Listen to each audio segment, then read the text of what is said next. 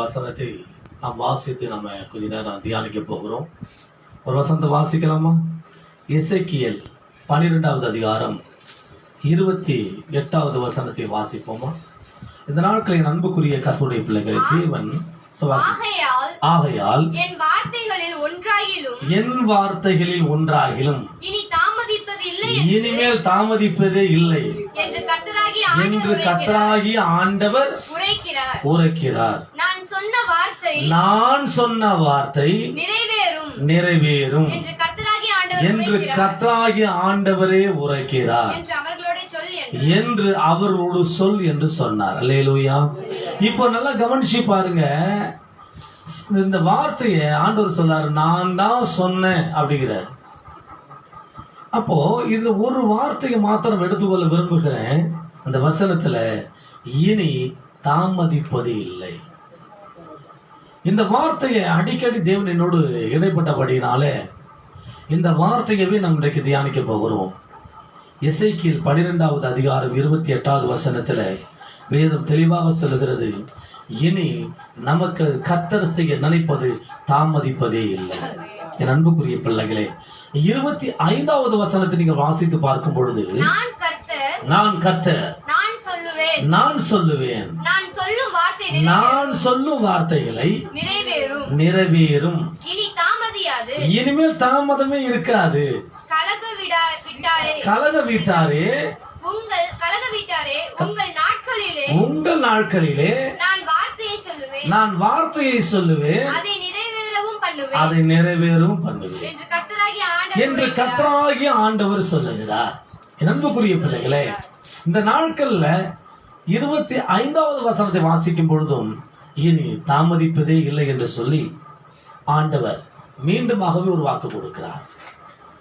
சங்கீதக்காரர்களை ஜெபிக்கும் பொழுது சங்கீதம் 40:17 வாசிக்கும் பொழுது, சங்கீதம் 70:5 வாசிக்கும் பொழுது சங்கீதக்காரர்கள், நான் சிறுமையும் எளிமையும் ஆனவன், கர்த்தரோ என் மேல் நினைவாய் இருக்கிறார், தேவரீர் என் துணையும் என்னை விடுவிக்கிறவருமாய் இருக்கிறீர், என் தேவனே தாமதியாதையும். அடுத்த வசனம் வாசிங்க, 70:5 வாசிச்சு பாருங்க. இதே வசனம் அப்படியே இருக்கும், அசல் மாறான.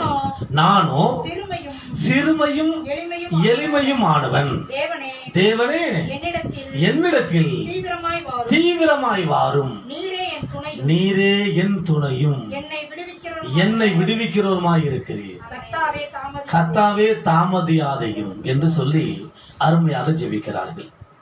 என் அன்புக்குரிய கர்த்தருடைய பிள்ளைகளே, சங்கீதம் 119:60 வாசிக்கும் பொழுது அங்க இப்படியாக ஆண்டவர் சொல்லுகிறார்.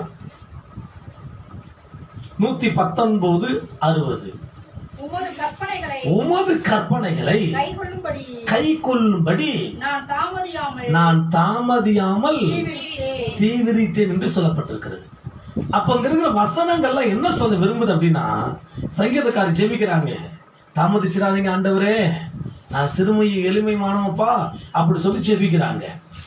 அது மாத்திரமல்ல, சங்கீதம் 119:60 வாசிக்கும் பொழுது அங்க வேதம் சொல்லுகிறது, உங்களுடைய கற்பனைகளை கை கொள்ளும்படி நான் தாமதிப்பதே இல்லை என்று சொல்லுகிறார் சங்கீதக்காரர். கற்பனைகள், தேவனுடைய வார்த்தையை நான் கை கொள்வதற்கு நான் தாமதிக்க மாட்டேன் என்று சொல்லுகிறார். எனவேதான் எசேக்கியேல் 12:28 வாசிக்கும் பொழுது அங்கே தேவன் தெளிவாக சொல்லுகிறார், நான் சொன்னதை செய்யும் அளவும் நான் என்ன பண்றது இல்ல, என் வார்த்தைகள் ஒன்றாகிலும் இனி தாமதிப்பதே இல்லை, நான் சொன்ன வார்த்தை நிறைவேறும் கர்த்தர் சொல்றார். அப்ப என் அன்புக்குரிய கர்த்தரை ஆராதிக்கிற பிள்ளைகளே, இங்க வேதம் சொல்லுகிறது, அடிக்கடி இந்த வசனங்கள் எல்லாம் வாசிக்கும் பொழுது ஒரு வார்த்தை மாத்திரம் அது சீக்கிரமாக நம்முடைய இதயத்தை பதியக்கூடிய அளவுக்கு ஒரு வார்த்தை வந்து போகிறது நம்முடைய கண்களுக்கு முன்பாக. தாமதிப்பது இல்லை, தாமதிப்பது இல்லை, தாமதியாதையும் என்கிற வார்த்தை வந்து போகிறது. அப்போ தாமதம் என்று சொல்லுவது என்ன? ஒரு செய்தியை அனுப்பப்படுவதற்கும் அனுப்பப்படும் நேரமும் அதை பெற்றுக்கொள்ளும் நேரத்துக்கு இடைப்பட்ட நேரம் தான் தாமதம். அதான் தெரியுதா உங்களுக்கு? ஒரு செய்திய அல்லது ஒரு லெட்டரை, ஒரு பொருளை என்ன பண்றோம், ஒரு ஆள் கொடுக்க சொல்றோம். இப்ப 5 நிமிஷத்துல பொருளை கொடுத்துருவாப்பா அப்படிங்கிறோம். புரியுதா? அந்த நேரத்துக்கும் அந்த 5 நிமிஷத்துக்குள்ள அவங்க பெற்றுக்கொண்டாங்கனாக்க அது தாமதம் கிடையாது. அதே 10 நிமிஷம் ஆச்சுன்னு வச்சுக்கீங்க, அவங்க தாமதமா வந்துட்டாங்கன்னு அர்த்தம். அப்போ ஒரு பொருளை அனுப்புகிற நேரத்திற்கும் அதை பெற்றுக்கொள்வதற்குரிய நேரத்துக்கும் இடைப்பட்ட காலதாமதத்துக்கு பேர் தான் தாமதம். அப்ப இன்னைக்கு என் அன்புக்குரிய பிள்ளைகளை, ஆண்டவரை ஆராதிக்கிற பிள்ளைகள் நம்முடைய வாழ்க்கையில தாமதம் என்பதை தேவன் அருவருக்கிற ஒரு விஷயமாக பார்க்கிறார். ஐயா, நான் ஆலயத்துக்கு லேட்டா தான் போறேனே, ஆண்டவர் அதை அருவருக்கிறார். ஐயா, நான் எதை செய்தாலும் காலதாமதமா தான் என்னுடைய வாழ்க்கையில எல்லாத்தையும் ஒரு அலட்சியமா செஞ்சுட்டு இருக்கிறேனே, ஆண்டவர் அதை அருவருக்கிறார். ஐயா, நான் நல்லா படிக்கிறவங்க தான் ஆனாலும் பண்றேன், ஆனா சொன்ன நேரத்தில் எதுவும் செய்ய மாட்டேன், கொஞ்சம் லேட்டா செய்வேன், நான் சீக்கிரமா செஞ்சிருவேன், கர்த்தர் அதை அருவருக்கிறார். ஐயா, நான் வேலைக்கு போவேன், நல்லா சம்பாதிப்பேன், ஆனா என்ன பண்ண மாட்டேன் தெரியுமா, ஒரு நிர்விசாரமா நான் வாழ்ந்துட்டு இருக்கேன் என்ற பொருளாதாரத்துல, கர்த்தர் அதை அருவருக்கிறார். ஐயா, வேலைக்கு போனா சம்பாதிப்பான, பணத்தை வாங்கிட்டு வீட்டு சம்பளத்தை வாங்கிட்டு வரமாட்டேன், கொடுக்கறவங்க வாங்கிட்டு அசால்ட்டா வந்துருவையா, கர்த்தர் அதை அருவருக்கிறார். ஐயா, என் பிள்ளைகள், என் குடும்பம், என் வாழ்க்கை எல்லாவற்றிலையும் நான் ஒரு நிர்விசாரமாக அல்ல காலதாமதமாக எதை யோசிக்கிறவனா இருக்கிறேன் ஐயா, கவனக்குறைவுடைய வாழ்க்கை வாழ்ந்து கொண்டிருக்கிற ஐயா, கர்த்தர் சொல்றது அதை அவர் அருவருக்கிறவராக இருக்கிறார். காலதாமதம் என்பது தேவன் அருவருக்கிற ஒரு விஷயமாக வேதம் தெளிவாக சொல்லுகிறது. அப்போ அன்புக்குரிய பிள்ளைகளே, இதுக்கு வேதத்தில் அநேக உதாரணங்கள் ஆண்டவர் தெளிவாக சொல்லிக் கொண்டே வருகிறார். அப்போஸ்தலர் 22வது அதிகாரம் 14வது வசனத்தை வாசிச்சு பாருங்க. அப்பொழுது அவன், ஒரு கர்த்தரை ஆராதிக்கிற பிள்ளைகள் எந்தெந்த விஷயத்தில் காலதாமதம் பண்ணக்கூடாது, சீக்கிரம் பார்க்கலாம்.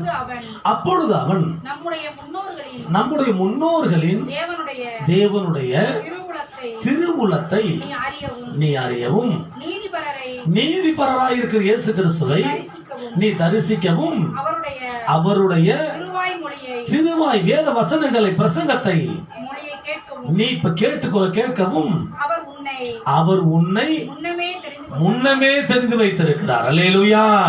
கரங்களை தட்டி சத்தமானவர்கள் அல்லேலூயா. அப்ப நீங்க பைபிள் வாசிக்கிறது, வேதம் வாசிக்கிறது, சர்ச்சைக்கு வர்றது, ஜெபம் பண்றதெல்லாம் அவர் என்ன பண்றது, முன்னாடியே என் பிள்ளை வந்து ஜெபம் பண்ண வரியா, முன்னாலே அம்மா ரெபேக்கா வருவாங்க ஐயா. இது இன்னைக்கு போட்ட கத்த போட்ட பிளான் கிடையாது, ஏற்கனவே போட்டு வச்ச பிளான் இது. அல்லேலூயா. இன்னைக்கு நீங்க ஜெபிக்க வர்றது நம்ம நினைச்சுட்டு இருக்கோம், நான் இப்பதான் ரட்சிக்கப்பட்டிருக்கிறேன். இல்ல, அது ஏற்கனவே கர்த்தருடைய பிளான்ல இருந்துச்சு, அதனால இன்னைக்கு நிறைவேறி இருக்குது. அல்லேலூயா. அப்ப நம்ம என்ன நினைக்கிறோம் அப்படின்னா, என் விஷயம் ஒவ்வொரு காரியமும் அந்தந்த நேரத்தில் நடக்குது. இல்லவே இல்லை, அவரு அந்த நேரத்துல செய்கிறதெல்லாம் உனக்கு நடந்துகிட்டு இருக்குது. அல்லேலூயா. அப்ப என் அன்புக்குரிய பிள்ளைகளே, ஆண்டவர் சொல்லுகிறார், இது முன்னமே தீர்மானம் போடப்பட்ட ஒரு காரியமா இருக்கிறது கர்த்தர் சொல்றாரு. அடுத்தது, நீ கண்டவைகளையும் நீ கேட்டவைகளையும் குறித்து சகல மனுஷர்களுக்கும் முன்பாக அவருக்கு இயேசு கிறிஸ்துவுக்கு நீ சாட்சியா இரு என்று சொல்லுகிறார். அடுத்தது, இப்பொழுது நீ தாமதிக்கிறது என்ன, நீ எழுந்து கர்த்தருடைய நாமத்தை தொழுது கொண்டு ஞானஸ்தானம் பெற்று உன் பாவங்கள் போக கழுவப்படு என்றார். என் அன்புக்குரிய பிள்ளைகள், இந்த வசனம் யாருக்கு சொல்லப்படும், யாரு சொல்லுகிறா தெரியுமா? இந்த வசனத்தை சொல்லுகிறது பவுல். அப்போஸ்தலனாகிய பவுல் தன்னுடைய வாழ்க்கையில் நடந்த சம்பவத்தை ஒரு சாட்சியாக அறிவித்துக் கொண்டிருக்கிறார். அப்படி அங்க சொல்லும் பொழுது, அனனியா என்று சொல்லுகிற ஒரு தேவ மனுஷன் மூலமாக கர்த்தர் தன்னுடைய வாழ்க்கையில் செய்த நன்மைகள் எல்லாம் அவர் பேசிக்கொண்டு வருகிறார். அப்பொழுது பவுலுடைய திட்டங்கள் என்ன, கர்த்தர் பவுலை குறித்து வைத்திருக்கும் நோக்கங்கள் என்ன என்பதை அவர் தெளிவாக தெரிந்து கொள்ள வேண்டும் என்பதற்காக தான் கர்த்தர் பவுலோடு பேசிக் கொண்டிருக்கிறார். என் அன்புக்குரிய பிள்ளைகளே, அப்படி பேசிக்கொண்டு சொல்றாரு, பவுலே, நீ கேட்ட காரியம், நீ கண்ட காரியம், நீ தெரிந்து கொண்டிருக்க காரியம், இது இன்னைக்கு யதார்த்தமாக இன்னைக்கு நடந்த சம்பவங்கள் கிடையாது, அது ஏற்கனவே கர்த்தருடைய பிளான்ல இருந்துச்சு. அல்லேலூயா. நாடோடியா இருக்கும் பொழுது, ரட்சிக்கப்படாத இருக்கும் பொழுது, மனம் போல தெரியும் பொழுது, பாவங்களை செய்யும் பொழுது, கொலகாரனா இருக்கும் பொழுது, அடிக்கும் பொழுது, சண்டை பண்ணும் பொழுது, கெட்ட வார்த்தை பேசும் பொழுது, மனம் போல தெரியும் பொழுது, அதெல்லாம் நீ தெரியும் பொழுது நினைச்சுக்கிட்டு இருப்ப. ரட்சிக்கப்படும் நினைக்காத ஒரு நேரத்துல இயேசு ஒன்னு தொடுகிறார் என்று சொன்னால் நீ யதார்த்தமா ரட்சிக்கப்பட்டவன் அல்ல. இதுக்கு பின்னால தேவனுடைய திட்டம் இருந்தது, தேவனுடைய நோக்கம் இருந்தது, தேவனுடைய திட்டம் தீர்மானம் இருந்தபடினால்தான் அது வாழ்க்கையில் நடந்து கொண்டிருக்கிறது. அன்புக்குரிய பிள்ளைகளே, பவுல் ஒரு பொல்லாத ஒரு மனுஷன். அவர் தன் சாட்சியை சொல்றாரு. ஸ்தேவானை கொலை செய்யும் பொழுது நான் கூடவே இருந்தேனே, அவன் வஸ்திரங்களை பாதுகாத்தார் என்று சொல்லுகிறார். அந்த அளவுக்கு ஒரு மூர்க்க குணம் பிடிச்ச ஒரு மனுஷனை கர்த்தர் தெரிந்து கொண்டார். கர்த்தர் எதற்காக தெரிந்து கொண்டார் தெரியுமா? கர்த்தருக்கு சாட்சியாய் வாழ்வதற்காக. இன்னைக்கு கர்த்தரை ஆராதிக்கிற பிள்ளைகளே, உங்களை என்னை எதற்காக தெரிந்து வைத்திருக்காக தெரியுமா? அவருக்காக வாழ்வதற்காக, அவருடைய வசனத்தை கேட்பதற்காக, அவருடைய சித்தத்தின்படி, அவர் திட்டத்தின்படி, அவர் தீர்மானத்தின்படி நீங்கள் நான் வாழ்ந்து காட்டுவதற்காக தான் கர்த்தராகிய ஆண்டவராகிய இயேசு கிறிஸ்து செலவழிக்க தெரியுமா? உங்களை என்னை அவர் தெரிந்து வைத்திருக்கிறார் என்பதை மறந்துவிடக் கூடாது. அன்புக்குரிய பிள்ளைகளே, வேதத்தை வாசி பாருங்க. இனியும் நீ தாமதிக்கிறது என்ன? அவளே இனிமேல் இன்னையா தாமதிச்சுட்டு இருக்கிற? ஏன் தாமதிக்கிற? நீ நேரா போய் என்ன பண்ண? கர்த்தருடைய நாமத்தை தொழுது கொள். அப்ப ஆண்டவர் தேடுறதுக்கு காலதாமதம் பண்ணக்கூடாது. முதலாவது எதுல காலதாமதம் இருக்கக்கூடாது? கிறிஸ்தவங்களுக்கு, கர்த்தரை ஆராதிக்கிற பிள்ளைகளுக்கு காலதாமதம் இருக்கக்கூடாது. எதுல? ஆண்டவரை தேடுகிற விஷயத்தில் காலதாமதமா இருப்பதை அவர் விரும்புகிறதே கிடையாது. வேதத்துல ஆண்டு சொல்லாது, சகலத்தின் அதனதன் காலத்துல அதனது நேரத்துல நேர்த்தியாய் செய்கிறவர். அப்போ அவர் அதனது காலத்துல அவர் செய்யணும்னு சொன்ன தெரியுமா? அவரே காலத்தை சிஸ்டமேட்டிக்கா பிளான் பண்ணி வச்சிருக்கிறாரு. இந்த செவ்வாய்க்கிழமை இதான் கொடுக்கணும், புதன்கிழமை எதை கொடுக்கணும், வியாழக்கிழமை எதை செய்யணும், வெள்ளிக்கிழமை, ஒவ்வொரு நாளும் அவர் சிஸ்டமேட்டிக்கா ஒண்ணு படைக்கிறார், உருவாக்குறாரு. ஒன்னாவது நாள் எதை உருவாக்கணும், ரெண்டாவது நாள் எதை படைக்கணும், மூணாவது எதை படைக்கணும்னு ஒவ்வொரு நாட்களையும் அவர் சிஸ்டமேட்டிக்கா படைச்சிட்டு 7வது நாளும் அவர் ஓய்ந்திருந்தார். என் தேவன் ஒழுங்கு கிரமம் உள்ள தேவன். என் தேவன் அவர் சகலத்தையும் ஒழுங்கு கிரமமாக படைத்திருக்கிறவர். அப்படி எல்லாவற்றையும் ஒழுங்குறமா படைத்தவர் உங்களை என்னையும் அவரை மாதிரி ஒழுங்கா இருக்குங்கிறத படைச்சிருக்கிறாரு. அல்லேலூயா. அப்ப நம்ம என்ன பண்ண தெரியுமா? நீங்கள் நானும் அவர் ஒழுங்கு கிரகமா இருக்கிற தேவனா இருக்கிறபடினால உங்களமா என்னையும் அவர் மாதிரி ஏன் படைச்சா தெரியுமா? நம்ம ஒழுங்கு அவர் பேச்சு கட்டி இருக்கணுங்கிறதுக்காக தான். ஆனா இன்னைக்கு நினைச்சு பாருங்க, ஆடு மாடுகள டைம் தேவையில்லை. காலை ஏஞ்ச உடனே, ஏமா உங்க வீட்டுல ஆடு இருக்குதா? ஏஞ்ச உடனே டைம் பார்த்து டீ குட்டி கேக்குதா, ஆட்டுக்குட்டி கேக்குதா?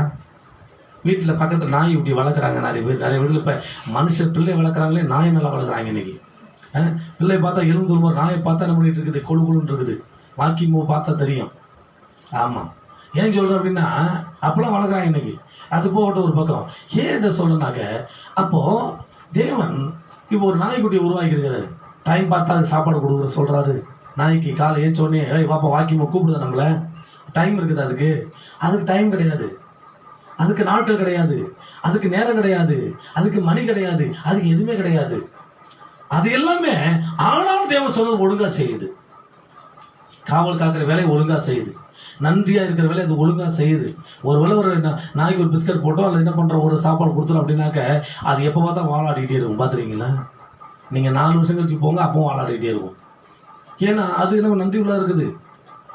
ஆனா இன்னைக்கு அதே ஒரு காகத்தை எடுத்துக்கிடுங்க, ஒரு சின்னதைக்கே ஒரு இடத்துல ஒரு சின்ன சாப்பாடு வரட்டும், அது சாப்பிடாது. எல்லாத்தையும் கூப்பிட்டுட்டே இருக்கும், வா வா வா வா அங்க ஒரு ஆகாரம் இருக்கு, எல்லாம் சேர்த்து சாப்பிடலாம் அப்படின்ட்டு. பார்த்தா கொஞ்சம் நேரம் அந்த இடம் நிரம்பி போயிடும் அப்படியே. ஆமா, ஏன் அப்படின்னா தேவன் அது சொன்னது அது ஒழுங்கா செய்யுது. நான் தான் சுயமா தான் சாப்பிடுவேன், அவனுக்காக என்னைக்கா சுயமா சாப்பிட்டுதான் விரும்பாது. ஏன்னா அது ஒழுங்கரமா இருக்குது.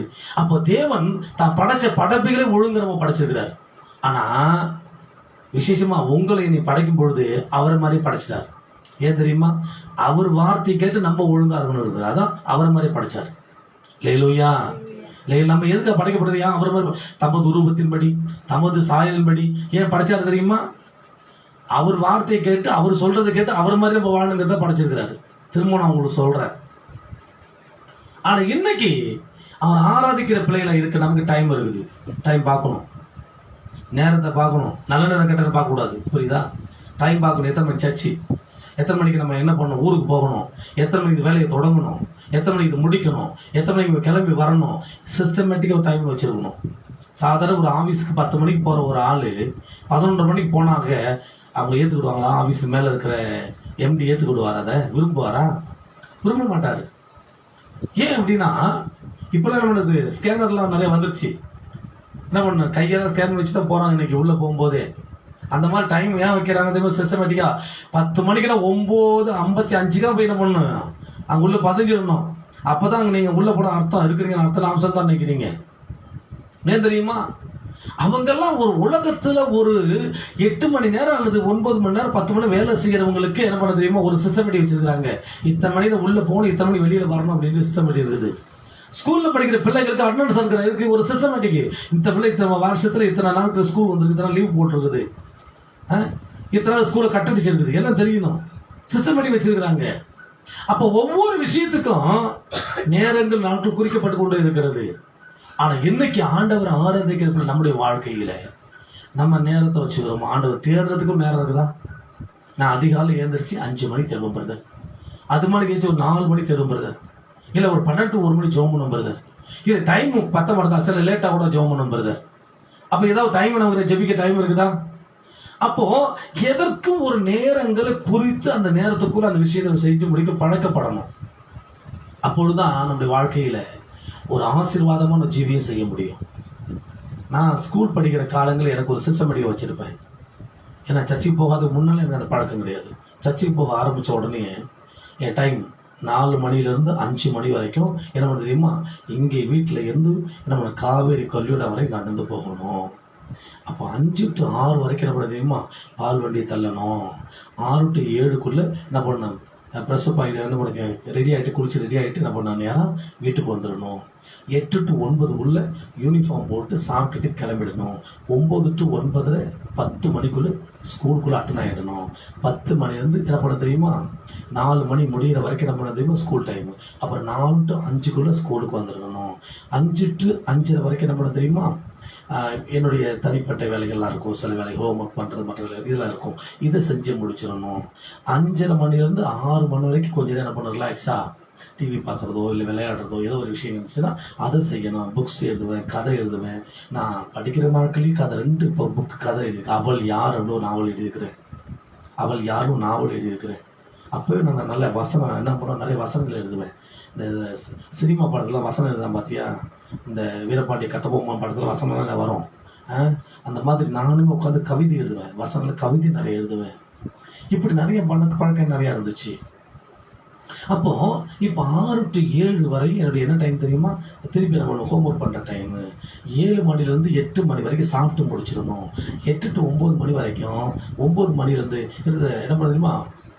அது வரைக்கும் என் டைம் தான். 10 மணிக்கு மேலே என் டைம் தான். நான் தூங்கலாம் என்ன பண்ணணும், என்னுடைய காரியங்கள் தான். அது மாதிரி வழக்கம் போல் 4 மணிக்கு எழுந்திரிச்சிடணும். இப்படி ஒரு சிஸ்டமேட்டிக்காக ஒரு நோட்டில் எழுதி டைரியில் எழுதி வச்சுக்கிட்டு தெரியுமா? அந்த நாட்களின் படி அந்த நேரத்தின்படி என்னுடைய காலங்களை சரியாக பயன்படுத்திட்டு இருப்பேன். அப்போது 6 நாள் முடிஞ்சு 7ஆவது நாள் வரும்பொழுது அன்னைக்கு என் சிஸ்டம் அன்னைக்கு ஒர்க் ஆகாது. அந்த நோட்டை தூக்கி ஓரமாக வச்சுட்டு ஞாயிற்றுக்கிழமை அன்னைக்கு என்ன பண்ணுறது, உடனே பிளான் பண்ணுவேன். என்ன பண்ணுவேன்னாக்க இன்னைக்கு என்ன பண்ணணும், 7:30 மணிக்கு ஒரு பஸ் வரும். அந்த பஸ்ஸில் ஏறினா 8:30 மணி என்ன பண்ணுவாங்க, பஸ் ஸ்டாப்பில் விட்டுருவாங்க. 8:30 மணிலேருந்து 8:45 9:30 வரைக்கும் நடந்து நான் போகணும். சர்ச்சு அவ்வளோ தூரம். பஸ்ஸில் போயிட்டு 1 மணி ட்ராவல் பண்ணிவிட்டு அங்கேருந்து 1 மணி தூரம் நடந்து போகணும் நான் போகிற சர்ச்சுக்கு. நீங்கள் பக்கத்துட்ட முஸ்லிம் வந்துருக்கு, இப்போ ஆட்டோலாம் தரக்கு சில பேர். அப்போ என்ன பண்ணுவோம், ஓடிடுவாங்க. ஓடணும், இங்கேருந்து நடந்து ஓடணும். ஓட்டமா ஓடுவேன். 9 மணிக்கு உள்ளே போனேன். 10 மணிக்கு ஆராதனை. அந்த 1/2 மணி நேரத்தில் 9 மணி 9:30 ஓடிடுவேன். போயிட்டு சர்ச்சை பாயை போட்டுட்டு வேலை கூட்டி பெருக்கி தள்ளிட்டு மைண்ட் செட்டை அரேஞ்ச் பண்ணி வச்சுட்டு ஒரு 9:55 ப்ரேயரில் உட்காந்துடணும். எல்லாரும் வந்து நான் உட்காந்துருவேன். அப்புறம் எல்லாம் வேணா வந்துட்டே இருப்பாங்க. அப்புறம் எப்படி சிஸ்டமேட்டிக்காக அப்படின்னு ஆராதனை முடியணும். அப்புறம் 1 மணியில் 2 மணி ஆராதனை முடியாங்க. 9 மணி 10 மணி ஆராதனை தொடங்குவாங்க. 10 மணி தொடங்க 2 மணி தான் முடியும். 2 மணிக்கு முடிஞ்ச பிறகு எல்லாரும் ஒரு 3 வரைக்கும் இருந்து பேசிட்டு இருப்பாங்க. சாப்பிட்டு போனது திருப்பி பாயெல்லாம் மடிச்சு வைக்கணும். அது என்னுடைய சர்ச்சுடைய ஒர்க் அது. அப்புறம் என்ன பண்ணணும், 4 மணிலேருந்து 5 மணி வரைக்கும் சர்ச்சை கூட்டி கிளீன் பண்ணி வச்சுட்டு மைக் செட்டை எடுத்து சரியாக ஓரமாக எடுத்து வச்சுட்டு என்ன பண்ணணும், 5 மணிக்கு 6 மணிக்குள்ளே அடுத்த என்ன ஒர்க் இருக்குது என்ன தெரியுமா? கிராம ஊழியத்து போகிறது, மைக் செட்டை அரேஞ்ச் பண்ணணும். மைக்கு ஒர்க்காக ஒழுங்காக வேலை செய்யுதா, ஸ்பீக்கர் கரெக்டாக இருக்குதா, இதெல்லாம் என்ன பண்ண ரெடி பண்ணி வைக்கணும். கரெக்டாக 6 மணிக்கு எல்லாம் வந்துருவாங்க, சர்ச்சுக்கு வந்துருவாங்க. வந்துட்டாங்கனாக்க 6 மணி 10 மணிக்கு கிராமங்கள் ஊழியம் செய்வோம். பஸ் இருந்தால் பஸ்ஸில் வேனில் போவோம், இல்லை அங்கே நடந்து வந்துடுவோம். 5 கிலோமீட்டர் 7 கிலோமீட்டர் 8 கிலோமீட்டர் நடந்து வந்துடுவோம். ஆவிக்குரிய தகப்பன் தங்கச்சியெல்லாம் கூட நடந்து வந்துருக்குறேன். பேசிகிட்டே வருவோம், கதையாக பேசிட்டு வருவோம். நாங்கள் அவ்வளோ காடாக இருக்கும். அப்படி வரும் ஊழியத்தை முடிச்சுட்டு அப்படி வந்த பிறகு நைட்டு வழக்கம் போல் எங்கேயாவது கிடைச்சா சாப்பிடுவோம், கிடையாது அப்படி தூங்கிடுவோம். அப்போ திங்கட்கிழமை வழக்கம் ஸ்கூல் போடுமே. அப்போ முதல் பஸ் எத்தனை மணிக்கு அந்த டைமில் எழுந்திரிச்சு திரும்ப திங்கட்கிழமை ஸ்கூலுக்கு போகணும். இப்படி ஒரு சிஸ்டமேட்டிக்காக ஒரு வாழ்க்கை வாழ்ந்ததுனால என்னுடைய வாழ்க்கையில் நிறைய காரியங்களை ஆண்டவர் சொல்லி கொடுத்தாரு எனக்கு. அப்போ நம்முடைய வாழ்க்கையில ஞாயிற்றுக்கிழமை ஆராதனை சொன்னாலும் மற்ற எந்த ஒரு விஷயமா இருந்தாலும் காலதாமதம் என்பது நம்முடைய ஆசீர்வாதத்தை நாம் இழப்பதற்குரிய தருணம். அது காலதாமதம் என்பது ஆசீர்வாதத்தை இழக்கிறதுக்குரிய காலங்கள் தான் அது. எனவே என் அன்புக்குரிய பிள்ளைகளே, நம்முடைய வாழ்க்கையில காலதாமதம் என்று சொல்லி வரக்கூடாது. எதுக்கு காலதாமதம் பண்ணக்கூடாது? ஆண்டவர் தெளிவாக சொல்றாரு, நீ ஆலயத்துக்கு கர்த்தரை தொழுது கொள்வதற்கு காலதாமதமா இருக்காது. ஞானஸ்தானம் எடுக்க காலதாமதமா இருக்காத. ஆண்டவரை தேடுறதுக்கு வரும்போது காலதாமதத்தோட நீ வராது அப்படிங்கிறார். ஏன் தெரியுமா? சாதாரண நேற்றைய தினத்துல நமக்கு தெரிஞ்ச சில நண்பர்களாக போயிட்டு முதலமைச்சர் பார்க்க போயிருந்தாங்க. அப்போ போயிட்டு வந்தாங்க. இப்போ நான் என்ன பண்ண கர்த்தருக்கு நன்றி சோதரம் போயிட்டு வந்தாங்க. இப்போ அங்க ஒரு அப்பாயின்மெண்ட் டேட்டு இத்தனை மணிக்கு வான்னு சொல்லியிருக்கிறாரு. அவங்க முந்தின நாளே கிளம்பி போயிட்டாங்க. 2 நாளைக்கு முன்னாலே போயிட்டு ரூம் போட்டு தாங்கிட்டு அவங்க போகிறதுக்கு முன்னாடி ரெடி ஆகிட்டு அவங்க 11 மணிலேருந்து 12 மணிக்கு உங்கள் டைம் சொன்னால் அந்த 11 மணிங்கிறதுக்கு இங்கே 8 மணிக்கு உட்காந்துருவாங்க. 8 மணி உட்காந்துடணும். உட்காந்து அந்த டைம் பிரகாரம் யார் யார் எந்த டைம் அப்பாயின்மெண்ட் டேட் அந்த டேட் பிரகாரம் டைம் பிரகாரம் உள்ளே போகணும். சொன்ன டைமுக்கு பேசணும், திருவிட்டு வந்துடணும். மணிக்கு கதை அடிக்க முடியாது. சீவட்டெல்லாம் போயிட்டு சொன்ன டைமில் உள்ள போயிட்டு சொன்ன வெளியே வந்துடணும். அதான் டைம் கொடுத்துருப்பாங்க. அப்போ ஒரு சிஸ்டமேட்டிக் இருக்குது. ஆனால் இன்னைக்கு ஆண்டவர் ஆராதிக்கிற பிள்ளைகளுக்கு என்ன சிஸ்டமேட்டிக் இருக்குது? என்ன பிளான் வச்சுக்கிறோம்? நம்ம நாட்களை சரியா பயன்படுத்திக்கிறோமா? அன்புக்குரிய பிள்ளைகளே, பவுல் அதுதான் சொல்லுகிறார். பவுலை பார்த்து வேதம் சொல்லுகிறது, நீ காலதாமதமா இருக்காது. எதற்கு? ஆண்டவரை தொழுது கொள்வதற்கு நீ காலதாமதமா இருக்கக்கூடாது. அப்ப இன்னைக்கு யார் ஆண்டவர் தேடுவதற்கு காலதாமதப்படுத்துகிறார்களோ, அதை விரும்புறது இல்லையோ, அவங்க வாழ்க்கையில கொஞ்சம் நினைச்சு பாருங்க. எங்கேயாவது ஒரு பக்கம் பிசாசனம் பண்ணிட்டு இருப்பான் தெரியுமா? அவங்க வாழ்க்கையில பின்னால் வந்துட்டே இருப்பான். ஆலயத்தை மறக்கிறவங்களும் ஆண்டவரை தொழுது கொள்ள காலதாமதப்படுத்துறவங்க வாழ்க்கைக்கு பின்னால உலகம் ஒண்ணு ஒளிஞ்சிட்டு இருக்கும், இல்ல மாமிசம் ஒளிஞ்சிட்டு இருக்கும், இல்ல பிசாசு ஒளிஞ்சிட்டு இருப்பான். ஆனா இவங்க என்ன பண்ணுவாங்க? அவன் இயக்கிற மாதிரி இவங்க இயங்குவாங்க. ஒரு நாள் ஒரு அம்மா ஒரு என்ன பண்ண, ஒரு கிராமத்தில் இருக்கிற நண்பர் தாயார் என்ன பண்ணுறாங்கனாக்க, அப்படியே அந்த பொருட்காட்சியெல்லாம் போடுவாங்க சில ஊர்களில், கிராமங்களில் புறங்கெல்லாம் போடுறாங்க. அப்படி போடும்பொழுது அதை பார்க்க போகிறாங்க. பார்த்தாக்க பயங்கரமாக லைட் எரியுது. லைட்டாக எரிஞ்சிட்டு அங்கே எரியுது இங்கே எரியுது. பார்த்தா சீரியல் லைட்டு என்ன பண்ணிட்டு இருக்கு, கலராக எரியுது. ஸ்டார் ஒரு பக்கம் வருது, அந்த லைட் எரியுது பார்க்கும்போது. இன்னொரு பக்கம் இன்னொரு பிக்சர் வருது. இப்படி எல்லாம் மாறி வந்துட்டு இருக்குது. பார்த்தோன்னே பயங்கர சந்தோஷம். சே, நம்ம ஊர்ல அப்படி கிடையாதுப்பா. ஒரு திருவிழா கொண்டாடலாம் அப்படின்னாக்க இங்க டவுன்ல பார்த்தா என்ன பண்ணி பொருட்காட்சி அவ்வளோ நல்லா இருக்கு அப்படின்னு என்ன பண்ணாங்க, லைட்லாம் பயங்கரமா எரியுது, பார்க்கறது அவ்வளோ அழகா இருக்குது அப்படி சொல்லி பேசிக்கிட்டே வராங்க. அந்த உடனே பேரை கேட்கறான், பாட்டி நம்ம இனி நம்ம ஊர்ல இருக்கும்போதுலாம் பார்த்துருக்கியா, இங்க லைட் எவ்வளவு பெருசு நல்ல கலர்லாம் எரியுது பாத்தியா அப்படி கேட்டேன். ஆமாண்டா, லைட்ல ரொம்ப நல்லா தான்டா எரியுது, ஆனா எனக்கு எல்லாமே பிடிச்சிருக்குது, ஆனா ஒண்ணு மட்டும் பிடிக்கலடா அப்படின்னாங்களா. என்ன பாட்டி பிடிக்கல? அதெல்லாம் சரி, லைட் முன்னால எரியுது, ஆனா பின்னால சத்தம் கட்டுறதியா, அந்த சவுண்ட் மட்டும் பிடிக்கல. அவன் சொன்னான், பாட்டி அந்த டடரா சவுண்ட் இருக்கிறனால தான் லைட்டுக்கு ஒழுங்கா எரியுது, அது ஜெனரேட்டர். அது லேலோயா. அப்போ ஆராதனைக்குள்ள நீ வந்தாதான் உன் வாழ்க்கைக்கு பிரகாசமா இருக்கும். ஆண்டவரை தொழுது கொண்டாலும் வாழ்க்கை பிரகாசமா இருக்கும். இங்க வந்து அந்நிய பாஷை பேசி பாடல் பாடி ஆராதனை பண்ணி உன்னை புதுப்பிச்சுக்கிட்டாலும் உன் வாழ்க்கையில் ஒரு பிரகாசம் இருக்கும். ஆனா இங்க வராம அவர் தொழுது கொள்ளாம இருந்தா என்ன தெரியுமா, கரண்டே இல்லாம இருக்கிற ஒரு வீட்டுக்குள்ள ஒரு மனுஷன் குடியிருந்தா எப்படி இருக்குமோ அந்த மாதிரி இருக்கும். ஒரு நாள் கரண்ட் போச்சுன்னு வச்சுங்களேன், அந்த ஈபி காரன் கூட சாபத்துக்கு அளவே இருக்காது. நம்ம ஆட்கள்லாம் கிராமங்களை பாருங்க, அவ்வளவு திட்டுவாங்க. பாவம் அந்த மனுஷன் என்ன பண்ணிருப்பாங்க, ஏதாவது மிஸ்டேக் ஆயிருக்கு, சின்ன ஒரு பழுது பக்கத்துல ஒரு ஆஃப் ஆஃப் பண்ணி போட்டிருப்பாங்க. என்ன பண்ணுவாங்க, கரண்ட பிடிக்கிட்டானே என்ன ஏது அடைச்சோ என்ன பண்ணுவாங்க, அவன் மேல ஒரு சாமம் அழகா இருக்காது நீ ஜனங்களுக்கு இன்னைக்கு கத்தர் ஆரோக்கியம் பேசுவாங்க இன்னைக்கு. ஏன்னா கரண்ட் ஒரு அத்தியாவசியமா போல மாறி போச்சு நமக்குள்ள. ஆனா ஒரு ஈபி ஒரு கரண்ட் வரலனாக்க நம்ம இவ்வளவு கோவம் வருது. நல்லா திடீர்னு என்ன பண்ணுவான், டிவி பார்த்துட்டே இருப்போம், பிடிச்ச நிகழ்ச்சியை ஓடிட்டுன்னு வச்சுக்கலாம். உங்களுக்கு என்ன பண்ணுறது, திடீர்னு கரண்ட் போயிடும், டிவி எல்லாம் கரண்ட் போயிடும் அப்படின்னு வச்சுக்கலாம். அந்த கேபிள் கட் ஆயிடுது வச்சுக்கீங்க, சும்மா இருப்போம். என்ன திட்டு, என்ன கோபம், என்ன ஒரு வெறித்தனமான ஒரு சாபமான வார்த்தைகள் வாயிலிருந்து புறப்பட தெரியுமா? வீட்டில் பிள்ளைங்க சாப்பிட மாட்டேங்குது சில நேரங்களில். நல்லா என்ன பண்ணியிருக்காங்க, இந்த கேம் விளாண்டுருப்பான், ஏதாவது இந்த சினிமா அந்த மற்ற என்னது இந்த சின்ன சின்ன பிள்ளைகள் வருகிற நிகழ்ச்சியை பார்த்துட்டே இருப்பாங்க. அம்மா அப்போ தான் சாப்பாடு கொண்டு வந்து வச்சு தட்டில் வச்சுருப்பாங்க, ஊட்டுறது வாயில் கொண்டு போவாங்க, கேபிள் போயிடும், பிள்ளைங்க சாப்பிடாது. அந்த அளவு பழக்கப்படுத்தி வச்சுடுறோம், பிள்ளைகளையுமே எல்லாத்தையும் பழக்கப்படுத்தி வச்சிடறோம். ஆனால் ஆண்டவரை ஆராதிப்பதற்கு பழக்கப்படுத்தி இருக்கிறோமா? ஆண்டவரை தேடுவதற்கு பழக்கப்பட்டிருக்கிறோமா? ஆண்டவரோட நெருங்கி ஜீவிக்க பழக்கப்படுத்தி இருக்கிறோமா?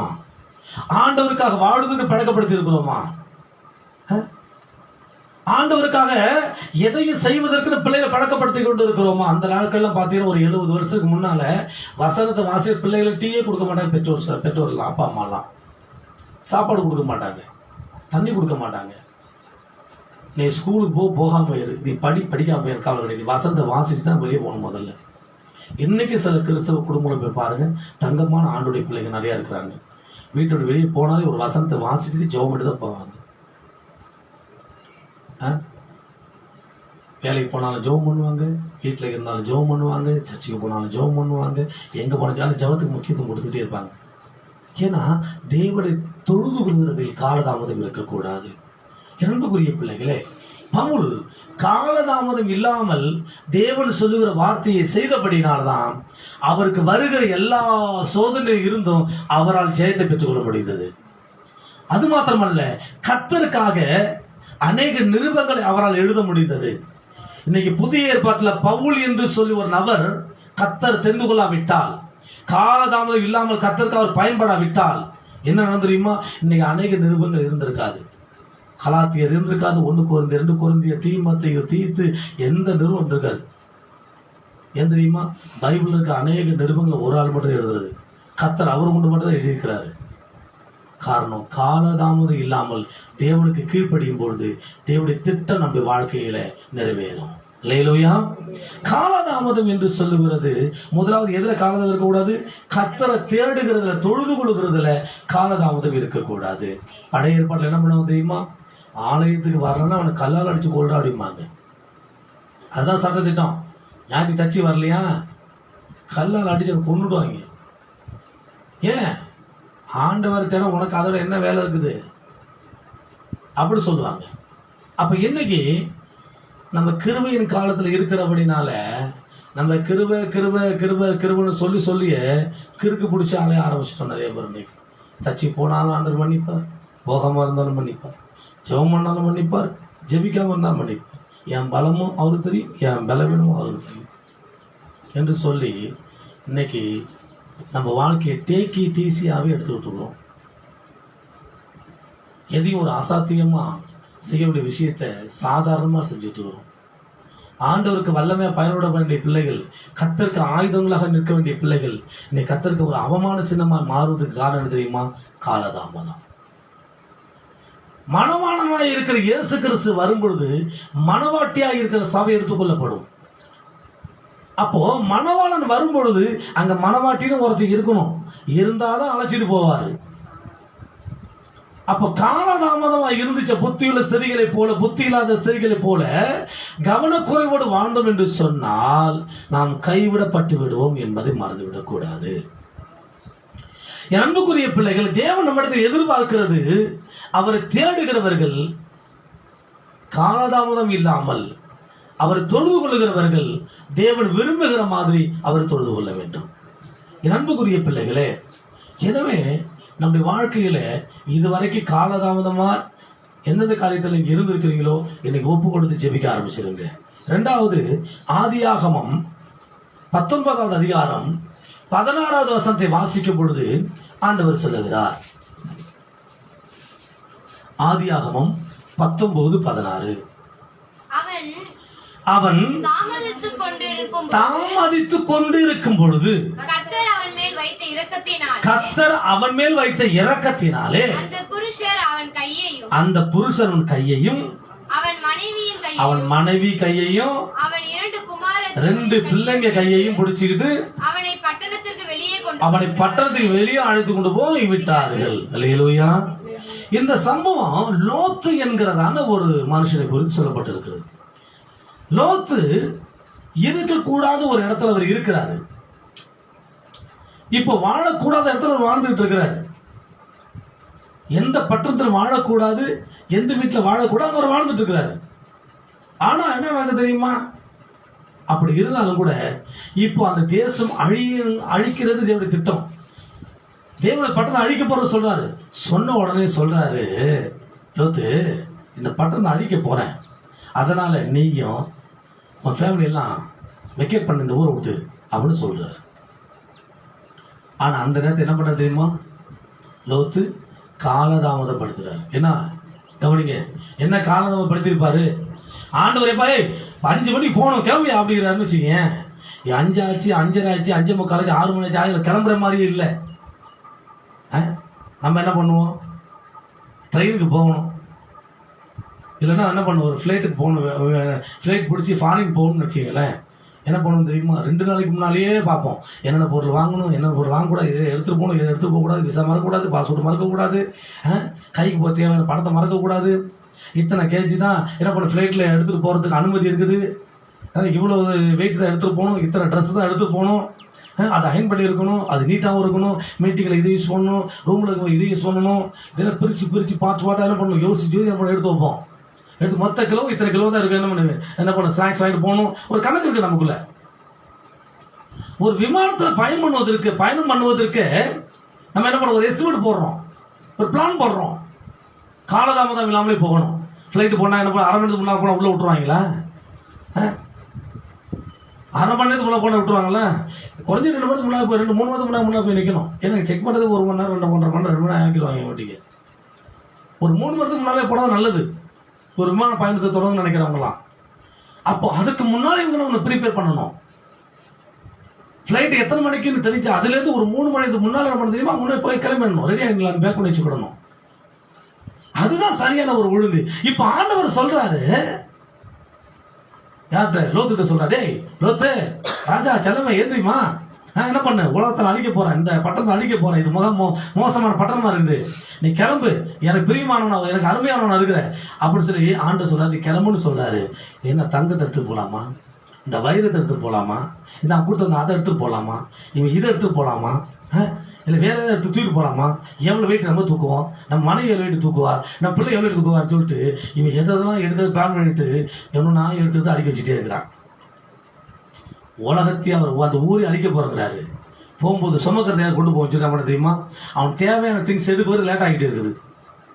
சொல்றாரு, நான் எல்லாத்தையும் அழிக்க போறேன், இங்க வா, இதெல்லாம் எதுவுமே உனக்கு உதவாது, இங்க இருக்கிற எந்த பொருளும் உதவாது, நீ எதையும் எடுத்துட்டு போக முடியாது, நீ போய் சேர்றதுக்கே நான் உனக்கு என்ன பண்ண லேட் ஆகி போயிடும், இதுல இது சுமையோட சுமந்திரி கூட உள்ள போவோம், நீ அதுக்குள்ள என்ன பண்ண, நாங்க என்ன பண்ண வேலை நிறைவேற்றது இல்லையா, அதை என்ன பண்ண தெரியுமா, இங்கே பாரு, இதில் போடும் போது கீழே போடு, தூக்கிட்டு போ, கீழே போடும் போதில் போட்டுட்டு கிளம்பு அப்படி சொல்லிட்டு இப்போ தேவத்தை இவங்க எல்லாம் கையை பிடிக்கிறார்.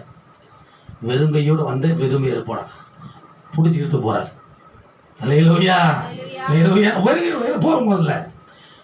அப்போ காலதாமதப்படுத்துவதற்கு ஏதோ ஒரு தடைகள் இருக்குது, ஏதோ ஒரு தேவை இருக்குது, இதை விட அது கொஞ்சம் பெருசா தெரியுது, அதுதான் காலதாமதம் பாக்குறாரு.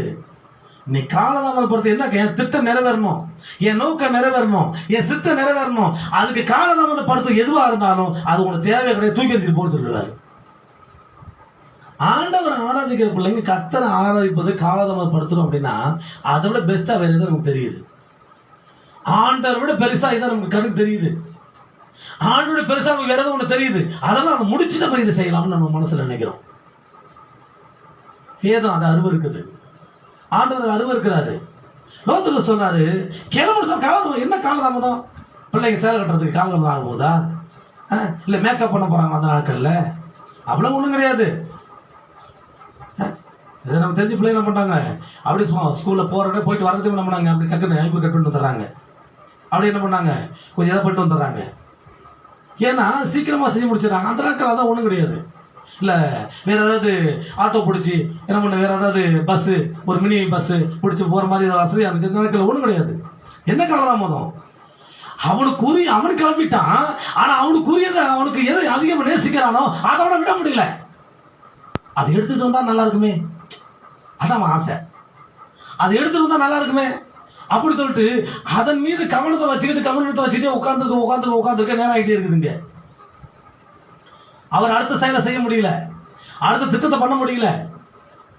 அதெல்லாம் சொல்றாரு, இங்க வா, இது உனக்கு தேவையில்லை, கிளம்பு முதல்ல என்று சொல்லி என்ன தெரியுமா, அவனையும் கைய, மனைவி கைய, பிள்ளைங்க கைய எல்லாத்தையும் தேவனை பிடிச்சி இழுத்துட்டு போயிட்டு அப்புறம் வெளியே அனுப்புறேன். அப்போ அவங்க 2 பேரும் கிளம்பி, நான் அடிக்கணும் இந்த ஊரை, என் சித்தத்தை நிறைவேற்றி, திட்டம் நிறைவேறணும், நான் வந்த வேலை செஞ்சு முடிக்கணும், நீ கிளம்பினா செய்ய முடியும் என்று சொல்லி என்ன பண்ண தெரியுமா, லோத்துவை பெருங்கையோடு அனுப்பி வைக்கிறார். என் அன்புக்குரிய பிள்ளைகளே, அப்ப தேவ திட்டத்தை செய்வதற்கு நாம் காலதாமதமாக இருக்கக்கூடாது. உங்க வாழ்க்கையிலே, என்னுடைய வாழ்க்கையில், நம்முடைய தனிப்பட்ட வாழ்க்கையில், நம்ம குடும்ப வாழ்க்கையில், நம்ம பிள்ளைகளுடைய மத்தியில், நம்முடைய சமுதாயத்தின் மத்தியில், நம்ம வாழ்கிற பட்டத்தின் மத்தியில், நம்ம வாழ்கிற நாடுகள் மத்தியில், நம்ம வாழ்கிற உலகத்துல தேவன் உங்களை குறித்து, என்ன குறித்து ஒரு திட்டத்தை, நோக்கத்தை வைத்திருக்கிறார். அதை நிறைவேற்றுவதற்கு நாம் காலதாமதப்படுத்தக்கூடாது. உலகத்தை பார்க்கறது, கொஞ்சம் மாமிசத்தை பார்க்கறது, கொஞ்சம் பிசாசை பார்க்கறது, கொஞ்சம் அங்க பார்க்கறது, கொஞ்சம் இங்க பார்க்கறது, எல்லாம் முடிச்சுட்டு வந்துடுற. சில பேர் ஊழியத்தில் வரும். என்கிட்ட வந்து சொன்னார், அதுமாதிரி டேனியல், ஒரு பாஸ்டர். நான் அப்போ ஒரு சின்ன பையனாக இருக்கிறப்போ ஊழிய வயசு டைமில் வந்து ஒரு 2 வருஷம் 2.5 வருஷம் தான் ஆகும் ஊழியத்தில். அப்போது தம்பி உன் வயசு என்னன்னு கேட்டேன். ஏன் பாஸ்டர்ங்க, இவ்வளோ சின்ன பையனாக இருக்கிற, இப்போல்லாம் நீ ஊழியத்து வரலாமா அப்படின்னாரு. சரி, எப்போ தான் வருது சொல்லுங்கண்ணே. அதெல்லாம் 50 வயசுக்கு மேலே தான் வரணும். அது எப்படியா சொல்கிறீங்க, உலகத்தானே 50 வயசுல ரிட்டையர்மெண்ட் கொடுக்கும்போது அந்த ரிட்டையர்மெண்ட் காலத்தில் தான் ஆனால் ஊழியத்தை செய்யணும். அப்போ அதை என்ன பண்ணி பாசுறீங்க, நான் டிரைவிங் போவேன், கிடைக்கிற வேலையை செய்வேன், சம்பாதிப்பேன், அக்கௌண்ட்டில் போடுவேன், அப்புறம் வேலைக்கு போவேன், சம்பாதிப்பேன். எப்போ ஊழியம் செய்வீங்க, 50 வயசு மேலே இருக்கு. அது அவருடைய தாட்டு. நிறைய பேர் நம்ம பிடிச்ச மாதிரிலாம் ஆண்டவர் செய்வேன் நினைச்சுட்டு இருக்கோம். இல்லை, அவர் சொல்ற மாதிரி நம்ம செய்யணும். அதுக்காக நம்மள வச்சிருக்கிறாரு. நீ நம்ம நினைச்சிட்டு இல்லை, நான் நினைச்ச மாதிரி அவர் செய்வாரு. அவர் சொல்லுவார், நான் நினைச்ச மாதிரி செய்ப்பாங்க முதல்ல அப்படி சொல்லுவார். இன்னைக்கு நம்ம அவர் நினைச்சது செய்யறதுக்கு தான் நம்ம வந்துருக்கிறோம். அவர் திட்டம் என்ன, கிளம்பிடணும். என் ஒருவன் என்னை பின்பற்றி வர விரும்பினால் அவன் தன்னை தானே வெறுத்து தன் செல்வம் எடுத்து தான் என்ன பின்பற்றி வர கடை சொல்றாரு. அப்ப பின்பற்றி வர அப்ப என்ன பண்ண தெரியுமா, ஏதாவது தூக்கிட்டு வரலாமா, ஏதாவது எடுத்துட்டு வந்துடலாமா. அவர் சொல்லுவாரு, இதெல்லாம் போட்டுட்டு வா, நான் நிறைய தருவேன் அப்படிப்பாரு. லேலுயா, ஆமா, என் நிமித்த நீ எதை இழந்தாலும் 100 நான் தருவேங்கிறாரு. அப்போ என் அன்புக்குரிய பிள்ளைகளை, நம்முடைய வாழ்க்கையில தேவ திட்டம் நிறைவேறதற்கு தடையாளாக நாமே இருக்கக்கூடாது. அந்த பட்டணத்துல தேவனுடைய நியாய தீர்ப்பு வரப்போகுது. லோகத்தை குறித்து நோக்க திட்டத்தை வைத்திருக்கிறார். அவனை கிளம்பினாதான் என்ன பண்ண முடியும், கிளம்புற தேவனுடைய திட்டம், அவங்க இருக்க தேவ திட்டம் அல்ல. ஆதாரம் பண்றான், அடம் பிடிச்சுக்கிட்டு நான் இங்கதான் இருப்பேன், எனக்கு இங்க நல்ல வசதியான வாழ்க்கை இருக்குது, இங்க நல்ல பணம் கிடைக்குது, நல்ல ஒரு வாழ்க்கை அமைஞ்சிருச்சு, எனக்கு இதே எனக்கு போகுதுன்னு சொல்லிட்டு அதுக்குள்ளே இருக்கிறான். பாக்குறாரு, ஏய் இதான் அழிய போற பொருள், இதுக்காக ஏப்பா இப்படி பிரயாசப்படுற, அழியாத நித்திய பொருள் நான் வச்சிருக்கிறேன், வெளியே அப்படி எடுத்துட்டு போறாரு. நண்புக்குரிய இதுதான் தேவ சித்தம். சில பேர் பாருங்க, கொஞ்சம் காசு வந்துச்சுன்னா போதும், பிடிக்க முடியும் அவங்க கையில, பிடிக்க முடியுமா அவங்கள. எனக்கு தெரிஞ்ச ஒரு நண்பர் இருக்கிறார். அவர் என்ன பண்ணுவார்னா, அவர் சொல்லுவார், இதெல்லாம் தூங்கின பிறகு நைட்டு 12 மணிக்கு பீரோவில் திறப்பாராம்.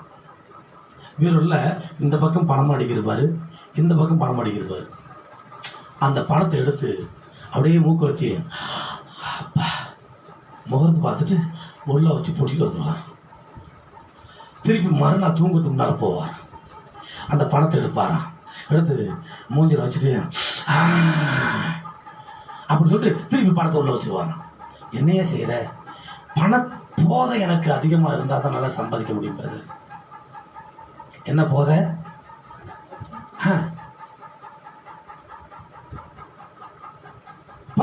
சம்பாதிக்க முடியாது. பண போதை வந்துச்சு, அப்புறம் டாஸ்மார்க் போத வந்துச்சு, இன்னைக்கு போயிடுச்சு, ஒன்றும் இல்லை கையில், தேவையில்லாத பழக்கம் ஒன்று சிக்கிடுச்சு. நிறைய பேருக்கு சில போதைகள் இருக்கு.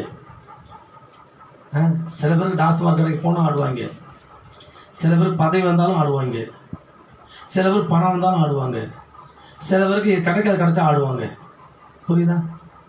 ஆனால் நம்ம நினச்சி பாருங்க, ஒரே லெவலில் தான் இருக்கும். எல்லா போதையும் ஒரே மாதிரி தான் இருக்கும். ஆனால் தேவன் சொல்றாரு, இங்கே பாரு, ஆபிரகாமுக்கு நான் வெள்ளியும் பொண்ணும் உள்ள சீமானம் மாத்துறது உண்மைதான். அதே மாதிரி லோத்துக்கு செல்வ செழிப்புள்ள சீமானம் மாத்துறது உண்மைதான். ஆனா இவர்கிட்ட நிறைய வசதி சொத்துலாம் இருக்குது. யாருக்கிட்ட? லோத்துக்கிட்ட இருக்குது. ஏன்னா ஆபிரகாம்கிட்டையும் சொத்து இருந்துச்சு, லோத்துக்கிட்டையும் சொத்து இருந்துச்சு. ரெண்டுமே பூமி தாங்கலையாம், அந்த அளவுக்கு ஒரு சொத்து அதிகமா இருந்துச்சு ரெண்டு பேர்ட்டையுமே. இப்போ லோத்து பிரிஞ்சு இங்க சோதோமருக்கு வந்ததுனால இப்போ என்ன பண்ணியாச்சு, இவர்கிட்ட நிறைய ஆஸ்திகள் இருக்கு. யார்கிட்ட? லோத்துக்கிட்ட. ஆஸ்தி எக்குத்தப்பா வந்து சேர்ந்துருச்சு. இப்போ வேலைக்காரிகள் ஏகப்பட்ட ஆஸ்திகள், ஆடு மாடுகள் ஏகப்பட்ட ஆஸ்தி வந்துருச்சு. வந்த பிறகு இப்ப ஐயாவுக்கு என்ன பிடிச்சி தெரியுமா? இப்ப கத்தரை விட்டுட்டாரு. இப்ப நம்ம ஆளு என்ன பண்ணிட்டாரு? இப்போ இதை பிடிச்சிட்டாப்ல. ஆண்டு சொல்லி, கிளம்பையா ரெண்டு இதை மட்டும் எடுத்து வந்துடுறேன், ஒரு 1/2 கிலோ மட்டும் தங்கத்தை எடுத்து வந்துடுறேன், 1 கிலோ மட்டும் நான் வயிறு எடுத்து வந்துடுறேன், இதை மட்டும் எடுத்து கொஞ்சம் பணத்தை செலவு எடுத்து வந்துடுறேன் அப்படிங்கவா. உங்க அப்பா வீட்டில் வரும்போது தூக்கிட்ட நான் கொடுத்தேன், என்ன பண்ணி தூக்கிட்ட வந்தா ஒன்னும் இல்லை, சும்மா தான் வந்த, உனக்கு இவர் கொடுத்தாங்கள திருப்பி கொடுக்க முடியும் கிளம்ப முதல்ல. அல்லேலூயா. இல்லாதவைகளையும் தேவன் கொடுக்க வைக்க அவரால் முடியும், இழந்தது கொடுக்க வைக்க அவரால் முடியும். அதனால இழந்து போகிற அழிஞ்சு போகிற உலக பொருளுக்காக அழியாமல் இருக்க நித்திய தேவனை இழந்து விடக்கூடாது. அதுதான் நம்முடைய எதிர்பார்க்கிறோம். அல்லேலூயா. அன்புக்குரிய பிள்ளைகள், 2வது தேவ திட்டம் நிறைவேறுவதற்கு நம்ம தடையா இருக்கக்கூடாது. முதலாவது ஆண்டவரை தேடுவதற்கு நாம் காலதாமதப்படுத்தக்கூடாது. 2வது தேவ திட்டம் நிறைவேற நாம் தடையாக காலதாமதப்படுத்தக்கூடாது. 3வது வாசிச்சு பாருங்க. அது யாத்ராகமம் 22வது அதிகாரம் 29வது வசனம்.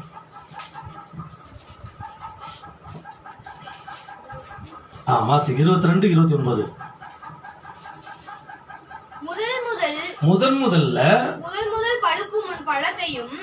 முதல்ல பழுக்கிற உன் பழத்தையும் வடியும் உன் ரசத்தையும் காணிக்கையாக செலுத்த தாமதிக்க வேண்டாம். இப்ப அவரு சொல்றாரு, இதை தாமதிக்கவே கூடாதுங்கிறாரு. என்ன தாமதிக்க கூடாதா? அப்போ ஃபர்ஸ்ட் பழுக்கிற பழங்கள், ஃபர்ஸ்ட் போடுகிற ஆட்டுக்குட்டிகள், ஃபர்ஸ்ட் வருகிற ஆடு மாடுகள், ஃபர்ஸ்ட் வருகிற ஆசீர்வாதங்கள், முதல் விளைகிற ஆசீர்வாதங்கள், ஃபர்ஸ்ட் எடுக்கிற அனைத்து பொருட்களையும் விளைகிற எல்லா நிலங்களையும், ஃபர்ஸ்ட் வருகிற அந்த மாசம் முதல் சம்பாதிக்கும் முதல் சம்பாத்தியத்தையும், இப்படி எல்லாவற்றையும் கர்த்தருக்கு கொடுக்கறதுல தாமதப்படுத்தாதுங்க. அப்ப தேவனுக்கு செய்ய வேண்டியது தாமதமா இருக்கக்கூடாதுங்க. முதல்ல தேடுறத தாமதமா இருக்கக்கூடாது, தேவத்திட்ட நிறைவேற தாமதமா இருக்கக்கூடாது. 3வது தேவன் சொல்வதை செய்வது தாமதம் இருக்கக்கூடாது. 3வது அவர் கொடுப்பதில் தாமதப்படுத்தக்கூடாது. அவர் என்ன சொல்லியிருக்கிறார் அது லிஸ்ட் எல்லாம் ஃபுல்லா இருக்குது, வசனம் ஃபுல்லாவே அப்படி யோசிச்சு படிச்சு பார்க்கணும். தாமதப்படுத்தாம நீ செய்யுங்கிறார். நிறைய பேர் சொல்லுவாங்க, ஊழியக்காரங்க எதுக்கியா காணிங்க, ஊழியக்காரங்களை எதுக்கியா பணம், அவ்வளவு பணம் எதுக்கு அவங்களுக்குலாம், அவங்க நல்லாதானே இருக்கிறாங்க. ஊழியக்காரங்க பணம் கொடுக்க வேண்டிய அவசியம் கிடையாது, ஊழியத்துக்கு பணம் தேவை. என் அன்புக்குரிய பிள்ளைகளே, ஊழிய வளர்றதுக்கு பணம் தேவை, ஆலயம் கட்ட பணம் தேவை, ஆண்டவர் ஆராதிக்க, ஆண்டவருடைய நாமத்தை மகிமைப்படுத்த ஒரு பில்டிங் வாடகை எடுக்கணும், ஒரு என்ன பண்ண சபைக்கு தேவை இன்ஸ்ட்ருமெண்ட் வாங்கணும், நிறைய பொருட்கள் தேவையா இருக்குது, பணம் தேவை.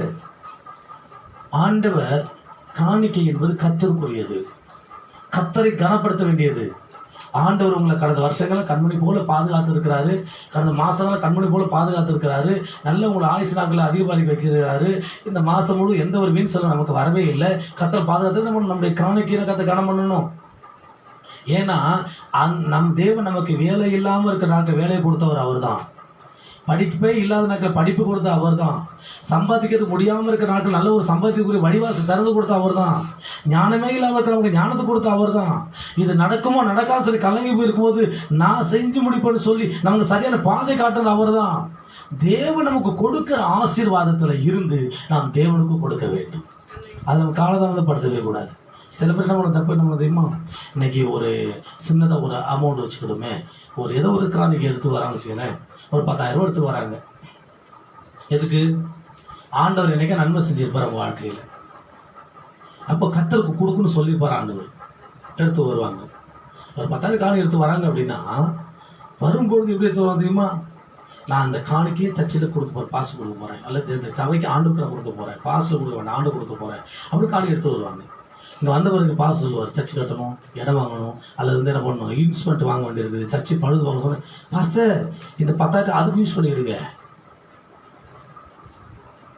அப்படின்னு சொல்லக்கூடாது. புரியுதா? நீ எடுத்துட்டு வந்த நோக்கம் நீ வந்து சர்ச்சை தான் கொடுக்கணும், கத்தவனும் பேசி அழைச்சிட்டு வருவாருங்க. வரும்போது சர்ச்சையை தானே கொண்டு வர கூட சொல்லுவார். உங்கள்கிட்ட ஜோம் பண்ணணும், சபை கட்டணும்னா இத்தனை லட்சம் தேவையா இருக்குது, ஜோம் பண்ண ஆண்டு நான் எத்தனை லட்சம் கொடுக்கணும் கேட்டு பாருங்க. அவர் சொல்லுவார் 10 லட்சம் கொடுப்பாரு. எப்படி ரெண்டு ஒண்ணுமே இல்லையா, நீ கொடுப்பா நான் கொடுக்க வைக்கிறப்பா உனக்கு, அவர் வாசல் திறப்பார். செஞ்சவர் செஞ்சு போக வேண்டியதானே. லேவையா? ஆனால் நம்ம என்ன பண்ண தெரியுமா, அம்மா கொடுக்கலாமா கொடுக்கூடாதா, கொடுக்கலாமா கொடுக்கக்கூடாதா அப்படி யோசிக்க யோசிக்க யோசிக்க யோசிக்க வசனத்தை நம்ம அவமதிக்கிறோம். வசனம் தான் வாழ்க்கை, வசனம் தான் இயேசு. இயேசுவை நம்ம அவமதிக்கிறோம். பைபிளில் சொல்லப்படி காலதாமதம் இல்லாமல் நீ கொடுன்னு சொல்ல கொடுத்துருந்தா அவ்வளோதான். அது ஏன் கொடுக்குறோம், எது கொடுக்குறோம், அதை பற்றி காலம் கிடையாது, சொல்ல கொடுக்குறேன் அவ்வளோதான். நான் ரட்சிக்கப்பட்ட ஆரம்ப நாட்களில் நான் அந்த பால் வண்டி தரணும்னு சொன்னேன். இங்கேருந்து ஒரு 5-8 கிலோமீட்டர் தூரம் வரும். இங்கேருந்து அவ்வளோ தூரம் பால் வண்டி தள்ளிட்டே போனால் ₹1 கொடுப்பான். அங்கேயே தள்ளி ₹1 கொடுப்பான். 6 நாள் வேலை செய்யணும். தச்சு போகுது, பஸ்ஸு போகிறது ₹3.50 விசா. இப்போ மீதி காசு இருந்துச்சு, அந்த காசு தசமாக அப்போ ₹1 10 ரூபா வருதா, ₹10 எடுத்து வச்சுருவாங்க. மீதி ₹9 பஸ்ஸுக்கு போகணும், காணிக்கை போடணும். யார்ட்டையும் நான் சர்ச்சுக்கு போகிறேன் காணிக்கை கேட்க முடியாது. சர்ச்சு போகிறீங்க போய் கொண்டுடுவாங்க. இதில் இது காணிக்கைலாம் கேட்டோம் அவ்வளோ நம்ம உண்டில் பண்ணிடுவாங்க நம்மளை. அந்த மாதிரி ஒரு நிலைமை நம்ம நிலைமை. இதில் வேற இது ஒரு டாப்பில் போயிட்டு இருக்குது. அப்படி உண்மையாக இருந்தேன். அது உண்மையாக இருந்தனால தான் கர்த்தர் என்னை இன்னைக்கு உண்மையில் ஒன்று வச்சுக்கிறார். நான் தேவனுக்கு கொடுக்க பழகினதுனால தான் கர்த்தர் எனக்கு குறையில்லாமல் வச்சுக்கிறான்னு நம்புறேன். எனவே என் அன்புக்குரிய பிள்ளைகளே, கர்த்தருக்கு கொடுக்க வேண்டிய ஒரு விஷயத்துல காலதாமதப்படும். எதுக்கு கர்த்தர் கொடுக்க சொல்லாத அது கொடுத்து போயிடணும். டிசைட் நம்ம பண்ணுவோம். வீட்டில் வரும்போது கிளம்பும்போது ஜெபம் பண்ண, ஆண்டவர் இந்த காணிக்கை எடுத்துகிட்டு போகிறப்பா, இது எப்படி தசம பாகம் இந்த 5 ஸ்தோத்திரம் நாட்கள் எனக்கு கண்மணி போல் என்ன பண்ணியிருக்கிறேன், பாதுகாத்துருக்கிறீங்க. 6 நாள் வேலைக்கு போயிருக்கிறேன், சம்பாதிச்சு நீங்கள் அந்த காணிக்கை நான் சம்பாதிச்சதுலேருந்து என்ன பண்ண போகிறேன், காணிக்கை நான் போட போகிறேன். அவளுக்கு கொண்டு காணிக்கை வந்து வாரம் ரொம்ப காணிக்கை கொடுக்கணும். என்ன பண்ண தெரியுமா, கிளம்பும்போது ஏய் 10 ரூபா இருக்கா, 5 ரூபா இருக்கா, 10 ரூபா இருக்கா பார்த்து முதல்ல இந்த டீ கடைக்கு போ, ₹100 இருக்குதா, டீ ஒரு பிஸ்கட் வாங்கி, தண்ணி ஒரு பிஸ்கட் வாங்கிக்க, இது ₹80 ரூபாக்கா, அவனுக்கு 10 ரூபாய் கேட்டு வாங்கிட்டு வா. வரும்போது 50 ரூபா கொடுத்துடாத, கேட்டு வாங்கிட்டு தரக்கூடாது. அதை மாற்றி எனக்கு 10, என் பிள்ளைக்கு 10, என் மனைவிக்கு 10, கடைசியில் மொத்தத்தில் 10 தான் நிற்கிற நம்ம வாழ்க்கை. நம்ம தரித்திரம் மாறவே செய்யாது. ஏன்னா இன்னைக்கு ஆண்டவர் ஆராதிக்கிற பிள்ளைங்களை கர்த்தர் அப்படி ஒன்றும் மோசமா வைக்கல. கர்த்தர் உங்களை தரித்திரமா வச்சிருந்தா நீங்க தரித்திரத்தை நீங்க செய்யலாம். கர்த்தர் உங்களை ஆசிரமா வச்சிருக்கும் போது நீங்க தரித்திரம் மாதிரி இருக்கணும். ஒரு தரித்திரமான மாதிரி தரித்திரம் பிடிச்ச மாதிரி நடத்தவே கூடாது. உங்களை ஆசீர்வாதம் வச்சிருந்தா ஆசீர்வாதமே நீங்க வாழணும். ஆசீர்வாதத்தை கர்த்தருக்கு மகிமையை நீங்க சொல்லணும். நான் அன்னைக்கு ஒன்றா கஷ்டப்பட்டு இருந்தேன், கர்த்தர் நீங்க நல்லா வச்சிருக்கிறாரு, நான் நல்லா இருக்கிறேன்னு சொல்ல என்ன தப்பு இருக்குது? ஐயோ எங்கேயாவது யாராவது கடன் கட்டுவாங்களோ, இல்லை ஏதாவது இப்போ நமக்கு வச்சிருக்க பணத்தை என்ன அபகரிச்சிருவாங்களோ, சொன்னால் கண் பற்றுமோ, காது பற்றுமோ, மூக்கு பற்றுமோ அவன் நினைக்கக்கூடாது. புரியுதா? ஏசுனால கூட எதுவும் படாது. ஆண்டு கண்மணி போல் பாதுகாப்பாக வச்சிருப்பாரு. ஏன்னா அவருக்கு கொடுக்குற விஷயத்துல நம்ம சரியா இருக்கணும். அதனாலதான் ஆபேல் கர்த்தருக்கு கொண்டு வரும்பொழுது சிறந்ததை கொண்டு வந்தார். கர்த்தருக்கு காணிக்கை செலுத்தும் பொழுது தேவனுடைய இருதயத்தை தொடக்கூடிய அளவுக்கு கொண்டு வந்து கொடுத்தாராம். அப்போ நம்ம கூட செலுத்துகிற ஒவ்வொரு காணிக்கையிலும் ஆண்டவருடைய இருதயத்தை தொடணும். புரியுதா? அவர் இருக்கிற அதான் வேதம் சொல்லுகிறது, உற்சாகமாய் மனப்பூர்வமாய் கொடுக்கிற இடத்தில் நான் பிரியமா இருக்கிறேன். அப்ப யார் நீ உற்சாகமும் கொடுக்குறியோ, மனப்பூர்வம் கொடு, நான் உன் மேல உன்னை நேசிக்கிறேன் அப்படிங்கிற. ஏன் தெரியுமா? ஒரு மனுஷன் பணத்தை நேசிக்காம இருந்தா அவன் நிச்சயமா பாவத்தை நேசிக்க மாட்டான். பாவத்தை நேசிக்காம இருக்க ஒரு மனுஷன் கர்த்தரோட பின்வாங்கி போகவே மாட்டான். எந்த ஒரு மனுஷன் பணத்தை, எந்த ஒரு குடும்பத்துல எந்த ஒரு நபர்கள் பணத்தின் மீது அதிகமா பாசம் பசுது வைக்கிறாங்களோ அவங்க நிச்சயமா கடவுள் பிரியமா வாழவே முடியாது. அவங்க பின்னால ஏதோ ஒரு சதி திட்டம் வந்துட்டு இருக்கும். உள்ளுக்குள்ள ஏதோ பிளான் வச்சுட்டே இருப்பாங்க. ஆனா இது ஆண்டோட கண்ணில் மறைவா இருக்கிறவங்க தெரியும். ஆண்டவர் கண்டுக்கவே இல்லை நினைச்சிட்டு இருப்போம். ஒரு நாள் நம்ம நம்பி இருக்கிற பிசாசை நம்ம மோசம் போக்கும் போது நமக்கே தெரியும், ஐயோ இது அன்னைக்கே ஆண்டவர் கொடுத்துடலாமே, வேஸ்டா போச்சு நம்ம யோசிப்போம். இழந்து போனதை நினைத்து கர்த்தருக்கு முன்பாக வேதனைப்படுவதை விட தேவன் கொடுத்திருக்கிறதில் கர்த்தருக்கு கொடுத்து சந்தோஷப்படுவது சிறந்த காணிக்கை. எது சிறந்த காணிக்கை? என் கையில இருக்கிறது நான் இழந்த பிறகு ஆண்டவரே உங்களுக்கு கொடுக்க முடியாம போச்சு, கொடுத்துருக்கலாமே, நான் இழந்துட்டேனே சொல்லி வருத்தப்பட்டு இனி வந்தா கொடுக்கறன்னு சொல்றது பேர் காணிக்கை கிடையாது. எனக்கு இன்னைக்கு கர்த்தர் 10 லட்சம் ரூபாய் கொடுத்துருக்கிறாரு, இதை ஆண்டவர் என்ன பண்ண 1 லட்சம் கொடுக்க போறேன் அப்படி மனப்பூர்வமா கொடுக்கறது பேர் தான் காணிக்கை. அது உற்சாகமான காணிக்கை, அது உற்சாகமான தசம பாகம். ஆனா இன்னைக்கு நம்ம என்ன பண்றோம் தெரியுமா? இன்னைக்கு நிறைய மக்கள் என்ன பண்ண தெரியுமா? ஒரு வசனம் இருக்கு இல்லையா நீதிமொழிகள்ல, பிசினித்தனம் பண்ணி வறுமை அடைவார் உண்டு, கஞ்சத்தனம் பண்ணி வறுமை உண்டு. பார்த்துருக்கீங்களா? நம்முடைய வாழ்க்கையில இந்த காணிக்கை என்பது, இது பைபிளை ஏன் அவர் தெளிவா எழுதுகிறது தெரியுமா? ஆதியாகமம் 1வது அதிகாரம் 2வது அதிகாரம் 3வது அதிகாரம் நீங்க தொடர்ந்து வாசிட்டு வாங்க. அங்க இந்த காணிக்கைங்கிறது முதல்ல வந்துருச்சு, ஃபர்ஸ்ட் வந்துருச்சு. அங்கேயே காணிக்கை போட்ட முதல் நபர் அன்னைக்கு பாஸ்டர் பிரசங்கம் பண்ணல, அன்னைக்கு ரெவரண்ட் கிடையாது, பிஷப் கிடையாது, டாக்டர் கிடையாது, யாருமே கிடையாது அன்னைக்கு. ஆனா ஆபேல் சிறந்ததை கர்த்தருக்கு செலுத்தினார். யாரும் சொல்லி கொடுத்தா அவருக்கு காணிக்கை கொடுக்கணும் அப்படின்ட்டு? போதிக்காத காலங்களிலே தேவனுடைய இருதயத்தை தொடக்கூடிய அளவுக்கு செய்த ஒரு மிகப்பெரிய ஒரு தேவனுடைய மகள் வாழ்ந்த பட்டணம் நம்ம பட்டணம். அவங்க வாரிசு நீங்கள் நானும், நம்ம அதை மறந்துடக்கூடாது. அவருடைய வாரிசு நீங்க நானும். ஆபிரகாமுக்கு யார் தசமம் சொல்லி கொடுத்தா? ஆனா கர்த்தர் செலுத்துறாரு அவரு. ஏன்? அன்னைக்கு யாரும் பிரசங்கம் பண்றது பாஸ்டர் வரல, ஒரு சுவிசேஷர் கிடையாது அங்க, இன்னைக்கு இருக்க எந்த ஒரு ஆட்கள் அன்னைக்கு இல்ல. ஆனால் அவர் எல்லாரும் கர்த்தர் இறுதி தொடக்கூடிய அளவுக்கு கர்த்தருக்கு தசம வகத்தை கொடுத்தார்கள். போதிக்கப்படாத நாட்கள்லேயே, பைபிள்ல சட்ட திட்டங்கள் எழுதப்படுவதற்கு முன்பாகவே, நியாயபரமான கற்பனைகள் கட்டளை எழுதப்படுவதற்கு முன்பாகவே அவர்கள் எல்லாரும் தன்னுடைய பொருட்களினாலையும் தன்னுடைய பொருளாதாரத்தில் கர்த்தரை கனம் பண்ணியிருக்கிறார்கள். போதனையின்றி அவரை கனம் பண்ணியிருக்கிறார்கள்.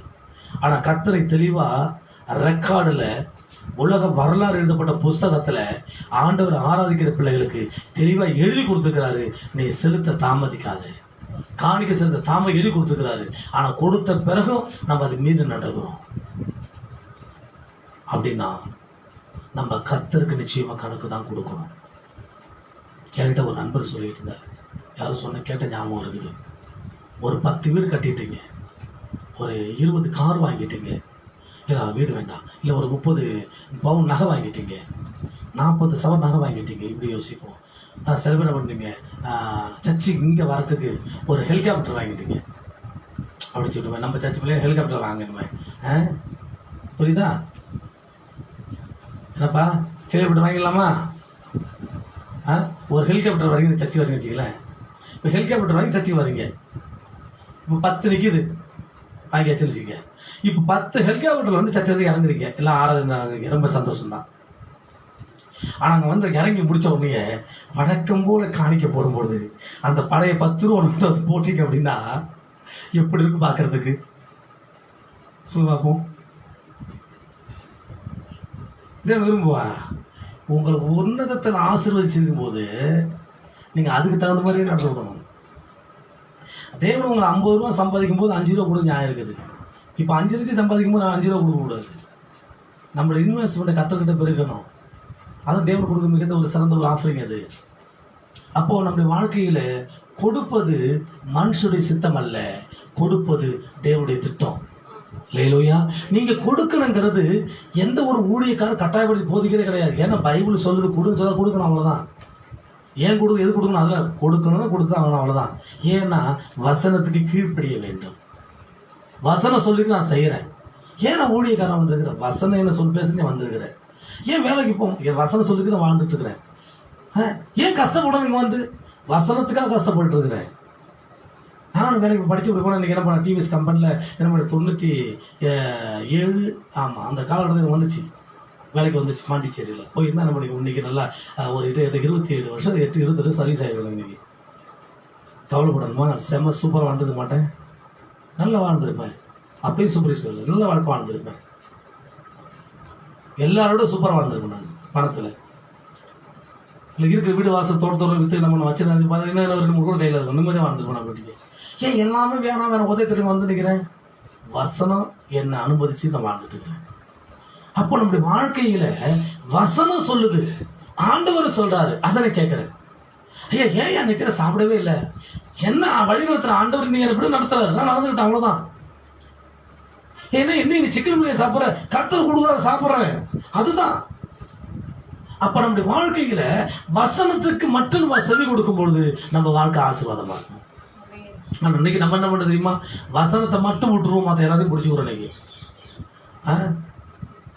யாரு சொன்னாலும் பிடிச்சி விடுவோம். இன்னைக்கு நீ நினைச்சு பாருங்களேன், நீங்க நல்லா இந்த ரோட்டு ஓரத்தில் நடந்து போகும்போது இல்லை வீட்டுக்குலாம் வருவான், கிளீஸ் ஓசியம் வந்துருக்கேன் இல்லையா, அவன் வருவான், எப்பா எவ்வளோ 10 ரூபா, இங்கே வா, உனக்கு படிப்பே வர மாட்டேங்குது, இங்கே வா. என்னது எல்கேஜி பிரிகேஜி எல்கேஜிலேருந்து படித்து முடிச்சு அவன் 10வது வந்திருப்பான். இப்போ 10வது வந்தவன்கிட்ட போயிட்டு ஒரு படிப்பே வர மாட்டேங்குது வாங்க கூப்பிட்டு, எல்கேஜி படிக்காம இருக்கு கிளிக்கிட்டு போயிட்டு நம்ம தெரியுமா கேட்பான், இவன் படிப்பானா படிக்க மாட்டான் அப்படின்ட்டு.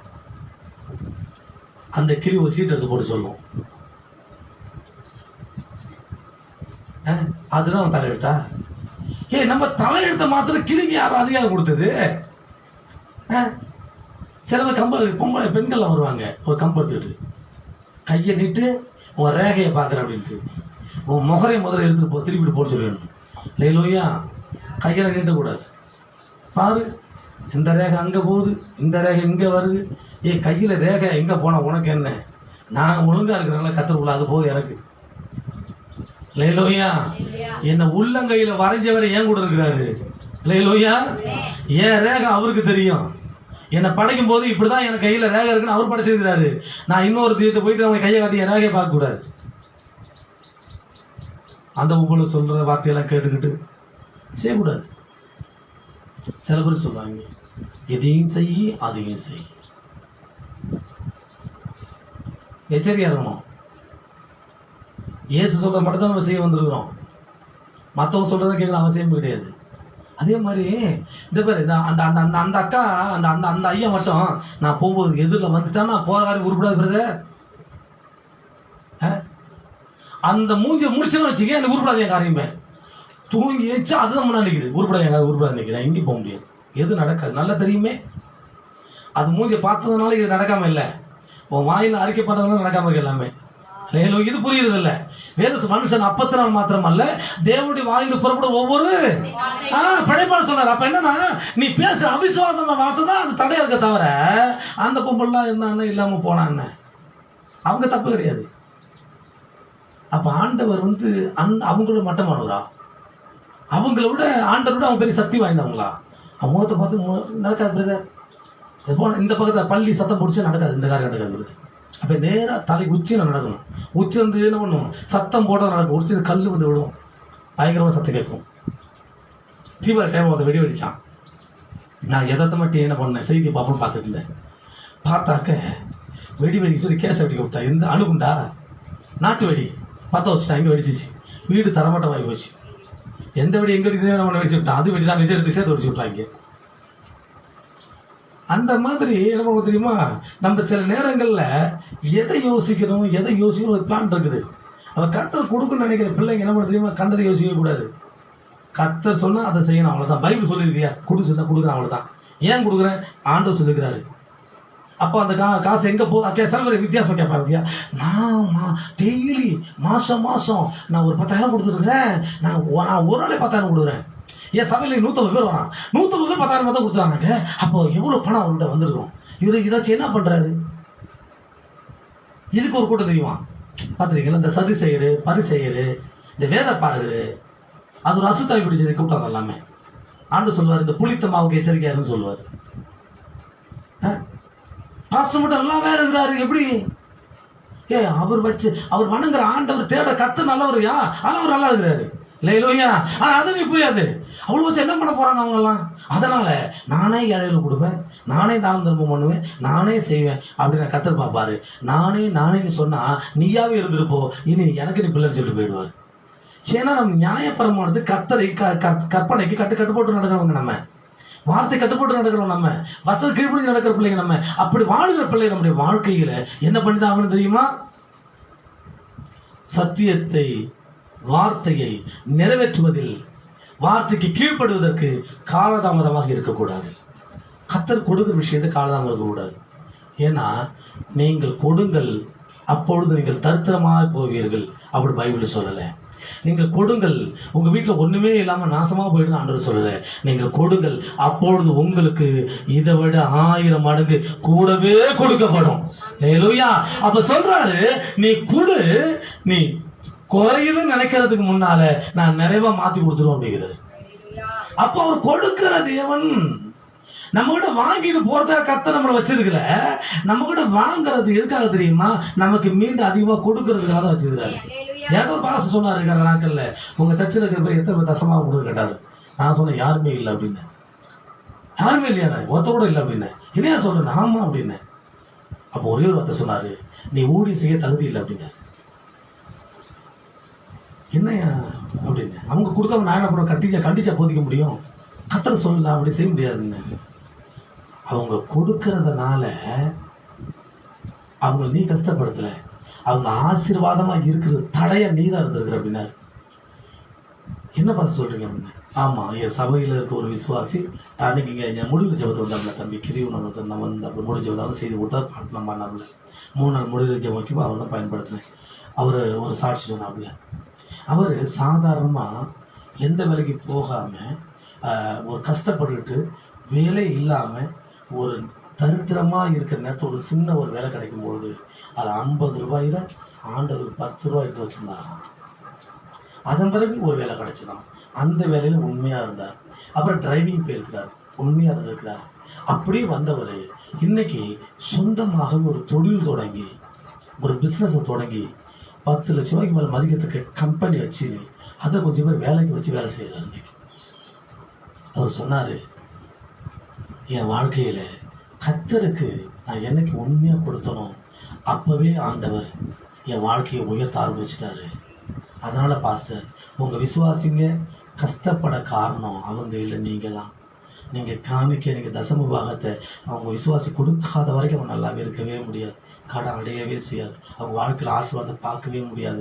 எல்லாமே என்ன பண்ணுறது, ஓட்டவையில் போடுறோம், நம்ம பொத்தில் போகிற பயிரை போகிற பணமாக தான் இருக்கும். வர மாதிரி எல்லாம் போயிடும், இருக்கிற மாதிரி இழந்துருவாங்க. தயவு செஞ்சு நான் சொல்கிறேன், அவங்களுக்கு நீங்கள் சத்தியத்தை மட்டும் போதிங்க பாஸ்டர். ஏன் அப்படின்னா, நீங்கள் ஆசீர்வாதமாக இல்லாமல் இருக்க காரணம் என்ன தெரியுமா? சபை இல்லை. நீங்கள் பொருளாதாரத்தில் கடன் இல்லாமல் கண்ணீராமல் வாழ தடையாக இருக்கிற யாரு தெரியுமா? சபை இல்லை. நீங்கள் கொடுக்குற விஷயத்தில் கர்த்தருக்கு உண்மையாக இல்லை, கர்த்தர் உங்களுக்கு கொடுக்குற விஷயத்துல உண்மையாக இல்லை. நீங்கள் தேவனுக்கு செய்யலை, தேவன்கிட்ட நீங்கள் எது பெற்றுக்கொள்ள முடியல. இப்போ ஆண்டவருக்கு கொடுக்குற விஷயத்துல நாம் எப்படி தெரியுமா, காலதாமதப்படுத்தாமல் உண்மை உத்தவமாக நம்ம இருக்க வேண்டும்.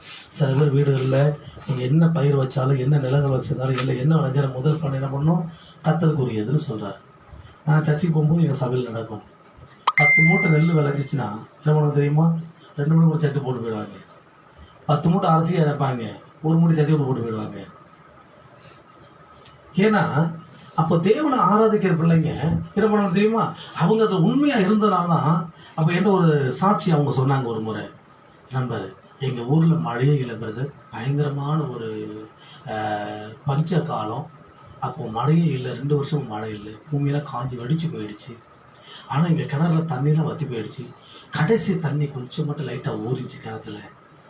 அந்த தண்ணியை நான் நம்பி என்ன பண்ண தெரியுமா, விவசாயத்துல இறங்கிட்டேன், விளைச்சேன். சொன்ன ஆண்டவரே, விளைஞ்சி வந்துருச்சு, இப்போ நல்ல ஒரு கதிர் வருகிற டைம் வந்துருச்சு, இந்த நேரத்தில் தண்ணி கிடையாது, கிணத்துல தண்ணி இல்லை, எனக்கு ஒரு அற்புதத்தை செய்யப்பா, இது விளைஞ்சாக்க இந்த ஆசீர்வாதத்தை உங்களுக்கு நான் கொடுத்துட்றேன் அப்படின்னு சொல்லி ஜெபம் பண்ணாராம். அவர் போட்ட ஒரு சின்ன ஒரு இடத்துல அந்த என்ன பண்ணி நடுவிட்டு இருந்திருக்காரு. ஜெபம் பண்ணாராம். ஜெபம் முடிச்சுட்டு மறுநாள் காலையில திருப்பி போயிட்டு, ஆண்டவரே இந்த பயிரை நான் ஆசீர்வதிக்கிறேன், தண்ணி இல்லை, மழை இல்லை, ஆனால் தண்ணீர் நீங்கள் தான் இது இந்த இடத்துக்கு கொடுக்கணும்னு சொல்லி ஜெபம் பண்ணாராம். 3ஆவது நாள் ஜெபம் பண்ணாராம், 4ஆவது நாள் ஜெபம் பண்ணாராம், 5வது நாள் ஜெபம் பண்றாராம். 1 மாசம் 2 மாசம் அதை அறுவடை பண்றவரை ஜெபம் பண்ணிட்டே இருந்தாராம். மழை வரல, ஆனா பயிர் சாகல. கரமத்துக்கு நினைச்சது அல்லேலூயா. எல்லாமே நல்லா விளைஞ்சிச்சு. விளைஞ்சிட்டு அறுவடை பண்ணி கொண்டு வந்தாங்க. சொல்றாரு 17 மூட்டை நெல் இருந்துச்சான். அவன் எப்படி பாத்தீங்கன்னா அல்லேலூயா சொல்றாரு 17 மூட்டை வந்துச்சு. 17 மூட்டை கத்திரிக்கு கொடுத்துறையா 2 மாட்டி வந்து இறங்குது.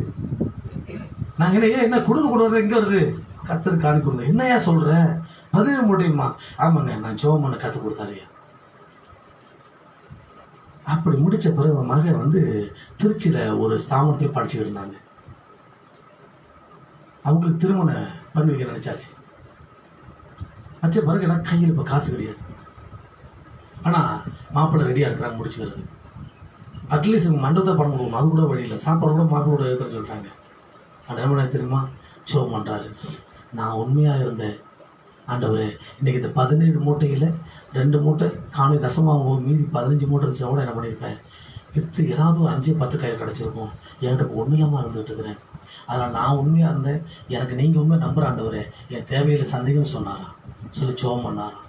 ஜெபம் பண்ண பிறகு திருமண நாள் வந்துச்சு. கல்யாணம் முடிச்சு. முடித்த பிறகு நம்ம தெரியுமா, மண்டபம் புக்காச்சு. எல்லாம் முடித்த பிறகு இப்போ கையில் வந்த மொய் பணத்தெல்லாம் கையில் வச்சுக்கிட்டு கொஞ்சம் தான் இருக்குது, இதை மாப்பிள்ளை கொடுக்குற வாங்குவானோ வாங்க மாட்டாங்களோ, பாதியாக தரேன்னு சொல்லிட்டேன் அப்படி சொல்லிட்டு அப்படியே பயந்துக்கிட்டே நின்றுக்கிட்டே இருந்தாராம். அங்கேருந்து மாப்பிள்ளோட அப்பா வந்தார், அம்மா வந்தாங்க, சொந்தக்காரெலாம் வந்தாங்க. வந்தவங்க கணக்கு முடிக்கிற நேரம் வரும்பொழுது சொன்னாங்களா, ஐயா என்கிட்ட கொஞ்சம் பணம் இருக்குது, மீதி பணத்துக்கு பிற தரேன்னு சொல்லிட்டு பாக்கெட்டு பணத்தை எடுக்க போனாராம். அப்போ அவங்க சொன்னாங்களா, 1 ரூபா கூட நீ கொடுக்கவே கூடாது. நாங்கள் செபிக்கும் பொழுது ஆண்டவர் எங்ககிட்ட பேசினாரு, இந்த திருமணத்துக்காக 1 ரூபா கூட நீ பொண்ணு வீட்டில் வாங்கவே கூட சொல்றாரு, கத்த சொல்லிட்டாரு. அதனால இதில் எல்லாமே என் மகனுக்கும் தெரியும், என் மருமகளுக்கும் தெரியும், ஏன்னா என் சொந்தக்காரங்களுக்கு எல்லாம் சொல்லிட்டேன். 1 ரூபா கூட கட்ட வேண்டாம், எல்லா பணத்தையும் நாங்களே என் மருமகளுக்கு, என் மகனுக்கு, என் மருமகளை என்ன பண்ணியாச்சு, மகனை என் மருமகளை நான் வீட்டுக்கு அழைச்சிட்டு போறேன், 1 ரூபா கூட கொடுக்கூடாது சொல்லிட்டு 1 ரூபா செலவு இல்லாம கையில் இருக்கிற பணத்தை வீடு வந்துட்டாராம். அல்லேலூயா. ஏன் அப்படின்னா நம்ம ஆண்டவர் அப்படிதான் செய்வார். கொடுக்கும்பொழுது ஏதோ குறைஞ்ச மாதிரி தெரியும், அவர் கொடுக்கும்பொழுது ஃபுல்லா நிறைவா மாறி போயிடும். நம்ம நினைச்சிருக்கோம் கொடுத்துட்டாங்க அப்படி குறைஞ்சிருமோ, நம்ம இல்லாமல் போயிடுமோ, அப்படி பட்டியல் செத்துருமோ. இல்லவே இல்லை. நீ கொடுக்கறதே உன்னை ஆசீர்வதிக்க தான். உங்கள்கிட்ட வாங்குறதே நீ நல்லா இருக்கணுங்கிறதுக்காக தான். நீ கத்தவங்க கொடுக்க சொல்றது காரணமே உங்கள்கிட்ட வாங்கிட்டு அவர் சைடு பிசினஸ் பண்றது கிடையாது. உங்கள்கிட்ட வாங்குறது உன்னை ஆசீர்வதிக்க தான். அதை மறந்துட கூடாது இன்னைக்கு. அதெல்லாம் சொல்றாரு, நீ எல்லாத்துலயும் ஃபர்ஸ்டா கொடு, பெஸ்டா கொடுங்கிறாரு. கொடுக்க தாமதிக்க வேண்டாம் அப்படிங்கிறாரு. சரி, அடுத்து வாசி பாருங்க. பிரசங்கி 5:4.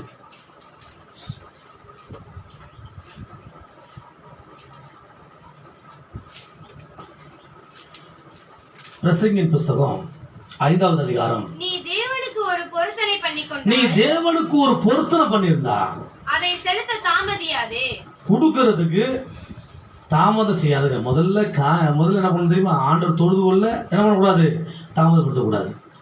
2வது ஏன் தாமதம் இருக்கக்கூடாது, முதல்ல கத்தர்கள் பண்ணது கத்தர் தொழுது கொள்ளுகிற விஷயத்துல காலதாமதப்படுத்தக்கூடாது. 2வது தேவ திட்டம் நிறைவேற்ற காலதாமதப்படுத்தக்கூடாது.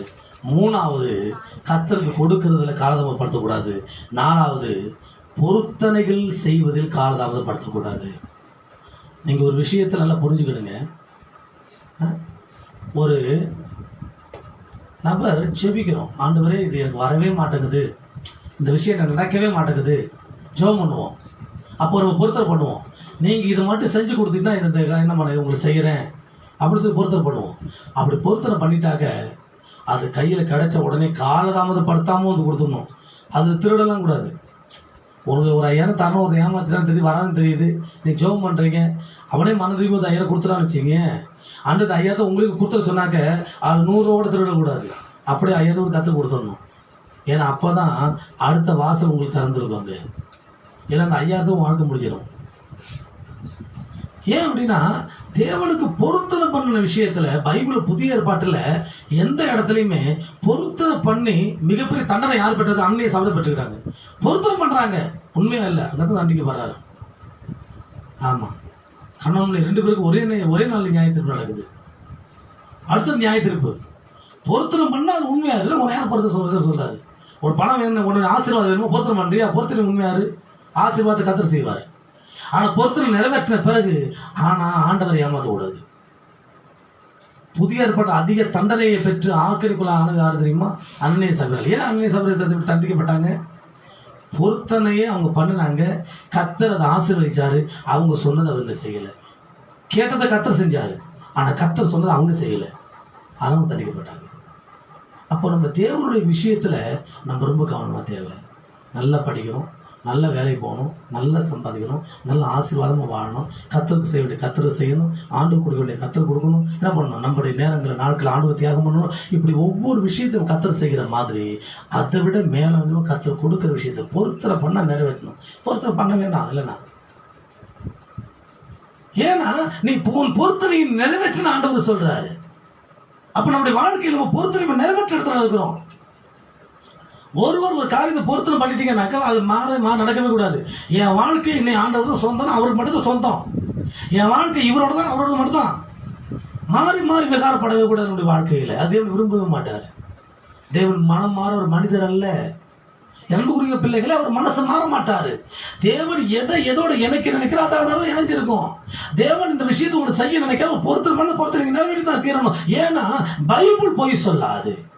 பைபிள் ஆண்டவர் சொன்ன வார்த்தை போய் சொல்லாது. புதிய ஏற்பாட்டு வரலாறுலயே, வேத வரலாறுலயே புதிய ஏற்பாட்டில் ஆண்டவர் தெளிவா சொல்றாரு, அதிக தண்டனை இந்த மாதிரி அட்டம் 2 நிமிஷத்துல அடுத்த 2 பேர் தண்டிக்கப்படுறாங்க. யாரு? பொருத்தனை பண்ணி செய்யாம போனவங்க. வேற யாரும் தள்ளிவிட மாதிரி கிடையாது. அப்ப பொருத்தனை என்பது தேவன் பார்த்து கொண்டே இருக்கிறார். பொருத்தனை என்ன கவனிங்க. இப்ப 2025 ஜனவரி மாசம் 1ஆம் தேதி என்னென்ன பொருத்தனை பண்ணியிருக்கிறீங்க? ஞாபகம் இருக்குதா? ஆண்டவரே, நான் ஒரு நாளைக்கு 1 மணி நேரமாவது ஜெபம் பண்ணுவேன். ஒரு நாளைக்கு ஒரு அதிகாரமாக வாசிப்பா. ஆண்டவரே, எத்தனை பேர் பொருத்தனை பண்ணி செஞ்சிருக்கீங்க? ஒழுங்கா இதுவரை செஞ்சுக்கிறோமா? ஆனா நம்மலாம் மறந்துடுவோம். ஆனா கணக்கு வச்சுக்கிறாரு பரலோகத்துல, அவர் மறக்க மாட்டார்.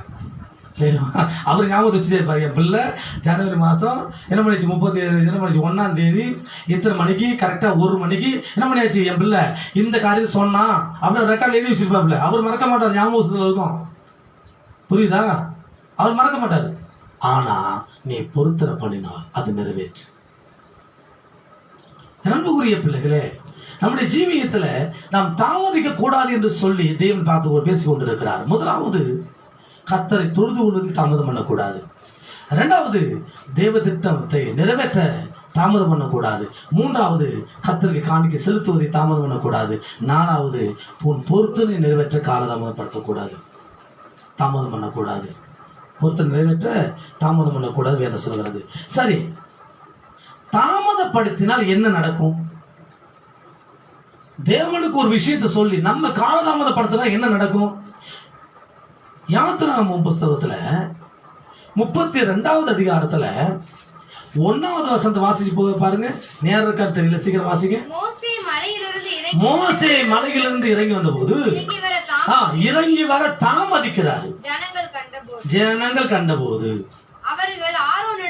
அவர்கள் ஆரோனிடத்தில் வந்து கூட்டம் கூடி அவனை நோக்கி எகிப்து தேசத்தில இருந்து எங்களை அழைத்து கொண்டு வந்த அந்த மோசைக்கு என்ன நடச்சியோ தெரியல. போனவன் உயிரோடு இருக்கிறான்னு செத்து விட தெரியாது பராஜா, என்ன தெரியாது. அதனால நீ போயிட்டு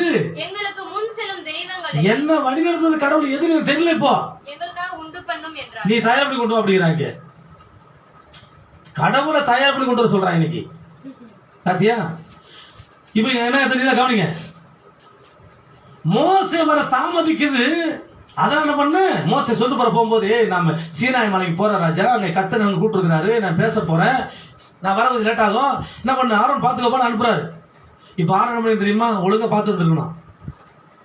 ஜனங்க ஒண்ணு சார் சொல்றாங்க, போன மோசே என்னாச்சு தெரியலப்பா, நீ வேற ஏதாவது நடந்திருக்கும், சிங்கிளா வேற போயிருக்கிற மனுஷன், என்னாச்சு தெரியல அப்படியே பண்ணிருப்பாரு, பேசியிருப்பாங்க. பேசி சொல்றாங்க, இங்க பாரு, எனக்கு அதுவும் தெரியாது, எகிப்து தேசத்திலிருந்து அழைச்சி வந்த கடவுள் எதுவும் கடவுள் பார்த்ததே இல்லை. மோசை மூலமா கடவுள் பார்த்தேன், ஆனா இப்போ எனக்கு மோசையில கடவுள் தெரியல, யாரும் தெரியல நினைப்பேன். அதனால இப்ப எனக்கு ஒரு கடவுள் உண்டாக்கி கொடு, இதை நான் என்ன பண்றேன், நம்புறேன் அப்படின்னு சொன்ன உடனே நல்ல ஒரு ஆர்வம் என்ன பண்ணி தெரியுமா, காது ஒண்ணு கொடுத்து, டேய் கம்முனுடா, நம்ம ஆண்டவர் ஆவியா இருக்கிறவரு, அவர் பார்க்குற தகுதி நமக்கு கிடையாது, நியாயபரமான கற்பனை கட்டளை நம்ம இருக்குது. ஆண்டவர் சாதாரண ஒரு மனுஷன் அழைக்க மாட்டாரு, அப்படியே பட ஆண்டவர் மோசம் அழைச்சிருக்கிறாரு, போன வந்துருவாரியா பத்திரமா, தைரியமா இருக்கியா அவனுக்கு புத்தி சொல்லிருக்கணும். இல்லை அப்படின்னாக்க அவன் கடலை உண்டு பண்ணி கொடு சொல்லும்போது, படைச்ச கடலை உருவாக்க இந்த உலகத்துல யாராலையுமே முடியாது, அப்படி ஒரு கடவுளே கிடையாது, அப்படி என்ன பண்ண முடியாது, ஒரு மனுஷன் ஒரு கடலை உருவாக்க முடியாது, அந்த தகுதி என்ன பண்ணுவது மனுஷனுக்கு கிடையாது அப்படின்னு சொல்லி புத்தியாவது சொல்லியிருக்கணும். அவன் பார்க்குறான், அவன் காதில் கிடக்கிறது கண்ணு நகமேல ஆசை இருக்கும் போல, காது கிடக்கிறது கண்ணு கிட மூக்கில் கிட கழுத்து கொண்டாடா உருவாக்கலாம், அதுவும் அவனுக்கு உருவாக வெளியே வந்தது.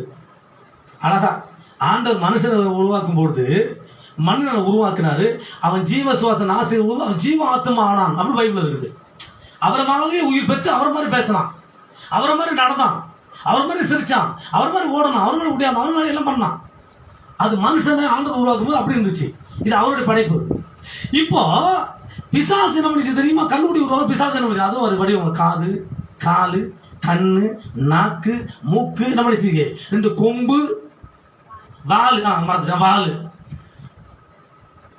ஏங்க ஒரு பொருளை உருவாக்குறதுக்கு நான் ஆசாரி கூட வேலை செஞ்சிருக்கிறேன். சாரி ஆசாரி தப்பா நீங்க ஜாதி சொல்லல, ஆசாரின்னா இந்த அருவா அடிப்பாங்கல்ல, அருவா கத்தி கம்பளம் அடிப்பாங்க, ஈட்டிலாம் தயார் பண்ற அந்த தொழில் செய்யறவங்க கூட நல்ல பழக்கம் இருந்துச்சு.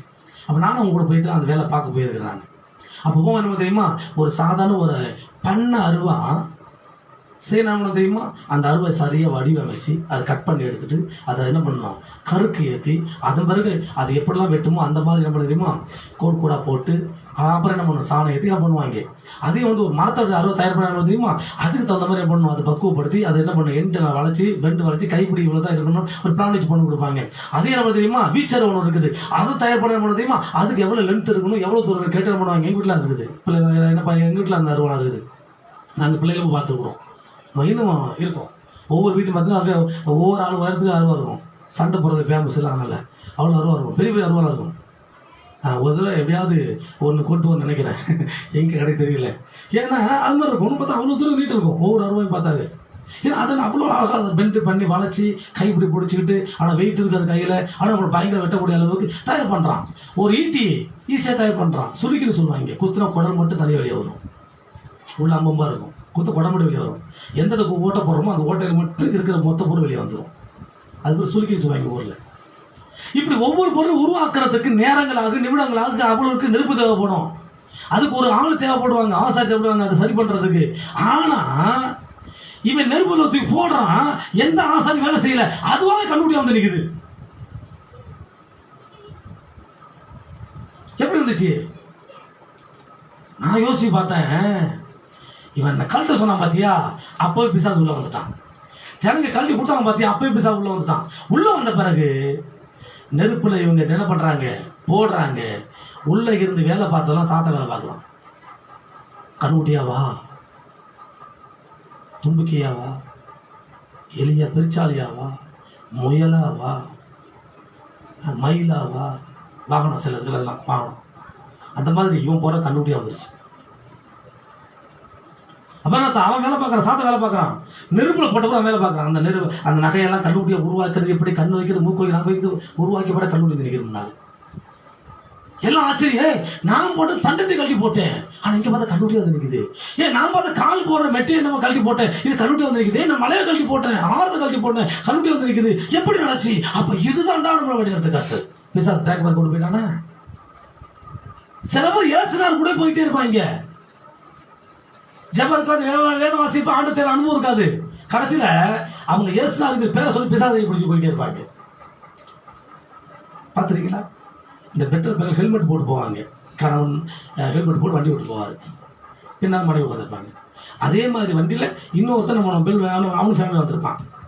கடைசியில் ஹெல்மெட் போட தெரியாம வண்டி மாதிரி ஏறி போன பெண்கள் நிறைய பேர் இருக்கிறாங்க. புரியுதா? அந்த மாதிரி ஆரம்பத்தில் விசுவாசத்துக்கு ஆண்டு கைதை பிடிச்சிட்டே இருப்போம், ஆனா எப்ப விசுவாசம் குறையுதோ, எப்ப ஜெபம் குறையுதோ, இப்ப ஆண்டவத்தின் அனுபவம் குறையுதோ, அப்பவே நம்ம யாருக்கு எப்படி அமைச்சோம் தெரியுமா? நீங்க பிடிக்க போறதுல உங்க கையை அவன் பிடிச்சிருவான், நமக்கே தெரியாது, சாத்தான் நம்ம கையை பிடிச்சிருவான் அப்படின்ட்டு. நீங்க பழைய வாழ்க்கை நினைச்சு பாருங்க. ஆரம்பத்தில் இருந்த ஜெப வாழ்க்கை, ஆரம்பத்தில் வேத வாசிப்பு, ஆரம்பத்தில் பரிசுத்தம், ஆரம்பத்தில் கர்த்தர் இருதயம், இன்றைக்கு இருக்குதா குறைஞ்சு போச்சா பிரதர்? ஐயோ குறைஞ்சு போச்சு, அப்பெல்லாம் நான் பயங்கரமா இருப்பேன், அனட்டா இருப்பேன், இப்ப எப்படி இருக்கீங்க? அவிஞ்சு போன ஆவியா இருக்கிறேன். ஏன்? நல்லா எரிஞ்சுதான் இருந்துச்சு. யார் தண்ணி ஊத்துறது? சாத்தான ஊத்தா தண்ணி ஊத்தி போய் அமைச்சு போட்டு போயிட்டான். புரியுதா? எப்போ ஒரு மனுஷனும் பிசாசு வேலை செய்யறானோ, எப்போ ஒரு மனுஷனுக்குள்ள சாத்தான் வேலை செய்யற, எப்போ ஒரு மனுஷனுக்குள்ள சுய வேலை செய்யுதோ, அப்பவே சாத்தான் நமக்குள்ள வந்து விடுவான். எப்ப நம்ம தேவனுக்கு கொடுக்கிற விட்டு நம்ம உலகம் நினைக்கிறோம், அப்பவே சாத்தான் நமக்குள்ள வந்து விடுவான். எனவே அன்புக்குரிய பிள்ளைகளே, நாம் தேவனுக்கு பொருத்தனைகள் செலுத்தினால் அது நிறைவேற்ற வேண்டும். அதே மாதிரி செலுத்தாவிட்டால், மோசே காலதாமதம் பண்றதுனால என்ன தெரியுமா? கன்றுக்குட்டி வெளியே வந்தது. மோசையின் காலதாமதம் கன்றுக்குட்டி வர காரணமாக இருந்தது. 2 சாமுவேல் 20:5 வாசிக்கும் பொழுது, அமாசாவுடைய காலதாமதம் அவளுக்கு ஒரு பெரிய அழிவை கொண்டு வந்தது. என் அன்புக்குரிய பிள்ளைகளே, அப்போ நம்ம காலதாமதப்படுத்துகிற ஒவ்வொரு நேரமும் நம்ம தேவனுடைய திட்டத்தை நம்ம அவமாக்குகிறோம். தேவனுடைய திட்டத்தை நிறைவேற்ற தடையாக இருக்கிறது மறந்துவிடக்கூடாது. சரி, காலதாமதம் படுத்தினால் விக்கிரகங்கள் தான் உருவாகும். காலதாமதப்படுத்துகிற வாழ்க்கையை பிசாசு தான் கிரியை செய்வான். அன்புக்குரிய பிள்ளைகளே, இப்ப காலதாமதப்படுத்தாம தேவனுடைய வசனத்துக்கு கீழ்ப்படுத்தினா என்ன ஆசீர்வாதம் நடக்கும்? இப்ப எசேக்கியேல் வழக்கமான வசனம் வாசிங்க. எசேக்கியேல் 12:28 வாசிங்க. ஆகையால் என் வார்த்தைகள் ஒன்றாகிலும் இனி தாமதிப்பதே இல்லை என்று கர்த்தராகிய ஆண்டவர் சொல்லுகிறார். அப்ப நான் சொல்ற வார்த்தை ஒண்ணுமே தாமதிக்க வந்து சேர்ந்துட்டு சொல்றாரு. அது அப்படி நடக்குன்னு சொல்றாரு. தாமதிப்பது இல்லைன்னு சொல்றாரு. அப்படி என்னென்ன காரியங்கள் தாமதிக்காமல் அவர் செய்வார்? முதலாவது நம்ம செய்ய வேண்டியது ஆண்டவர் பேசுறாரு. நாம் எதெல்லாம் தாமதிக்க கூடாது? முதலாவது தொழுது கொள்வதில் தாமதிக்க கூடாது. 2வது தேவ திட்டம் நிறைவேற்றுவதில் தாமதிக்க கூடாது. 3வது கர்த்தருக்கு கொடுக்கிற காணிக்கையில் தாமதிக்க கூடாது. 4வது பொருத்தனையை நிறைவேற்றுவதில் தாமதிக்க கூடாது. அப்படி தாமதிக்காமல் இருந்தால் தேவன் நமக்கு என்ன செய்வார்? நமக்கு என்ன நன்மை செய்வார்? வாசிங்க. 2 பேதுரு 3வது அதிகாரம் 9வது வசனம்.